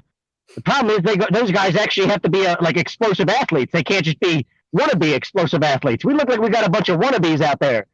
John Hightower, this guy. Yeah, it's great. You're explosive. He's actually got speed. I've seen John Hightower run away from people. He just can't catch a football. No. So, I mean, yeah, great. You can run away from people, but you can't catch. It's one of the two here, isn't it? One of the two in Philadelphia. Conversation, right? During the offseason, we had this conversation where after all these guys got drafted, and I said, Jesus, guys, we don't even draft one in the first round, right? And if they believed in their first round pick, they went and drafted 6 more, it felt like.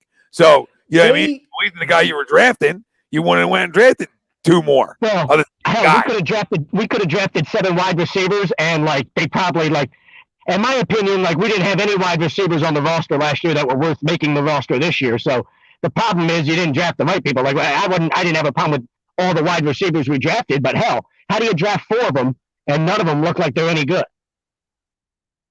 That's Howie Roseman for you. You drafted 4 receivers and none of them look any good. Not one. No, none of them look good. All right, boys. Well, we know we got the Sports Hounds coming up here in about 9 minutes. So, I'm sure Rob's going to be all jazzed up. He's going to tell everybody he called it. So I'll leave the last 2 minutes of the show. I'm going to leave everybody with a clip because Brinks wants to fucking puff. All right. Because he puts out one video 5 minutes before the game starts almost. So I'm gonna out puff his puff. I'm gonna make his puff look bad. All right, because I'm just gonna play you a clip. A puff pass type of thing. Yeah, here you go, Robbie. This is for you, baby. But no, I mean Rob was right on it too, dude. And I agree with some of his sentiments that he was actually woke up excited for football. And I think that goes for a lot of us just because it was something different. But listen, guys, we love all you guys out there. We appreciate the tips. They help immensely. We appreciate all the comments. Don, Matt, Prism, Nerdy, Lord, NX, I see NX in the house. A little late here, but John just commented in too. Chris, we'll tell you that on Wednesday, Chris. Yeah, Wednesday would be Sixers. Don, Philly love, Jesse. We love all you guys. Thanks to you guys for chiming in tonight, keeping us rocking here. And stay tuned for the Sports Hounds coming up next. But, we're going to leave you with something. But thanks, Zach, for coming on with us. Oh, that was a blast, man. A blast. Usually get Zach on the weekly roundup. So I told him I'd like to argue with him a little bit more. So start coming on some more shows. So he'll be here. He'll be here, guys. It's an open invitation to push buttons. I can't miss it. We're here to do. That's what we're here to do. It's fun. It's fun go yelling and screaming. So, family, let's thank our doc, make him yours, Dr. Paul Vidal, Specialized Physical Therapy, LLC, Burlington, Cherry Hill locations. Find on the web, specializedphysicaltherapy.com, phillydrinkers.com for all your A2D merch, Quarterback Factory shirts, whatever the hell you want. Ugly sweaters, got it all, phillydrinkers.com. Boys, it was fun. For Tom Arnone, Ryan Brodo, Zach Burr, everybody out there watching, listening, pay attention, because this is gonna lead you into the Sports Hounds. And what I'm gonna do is just say, hey, Brink, hold my beer. Boys, great show. Ton of fun. I think they win Sunday because I think they're going to run the football. I think you're going to see a ton of RPOs, a ton of read options with Jalen and Miles, etc. And they're going to run the football with not only their quarterback, but with their running backs. And you know how you hit a defense in the mouth? You run the football. You know how you beat one of the better defenses in football? You're able to run the football. And what better way than a little misdirection that I don't care they see Taysom Hill at practice. I don't care. Every player's different. You know what I mean? Every guy's different. And now you got to see a guy in the game. And I think Taysom Hill is a great athlete and does some really great things. But I don't see him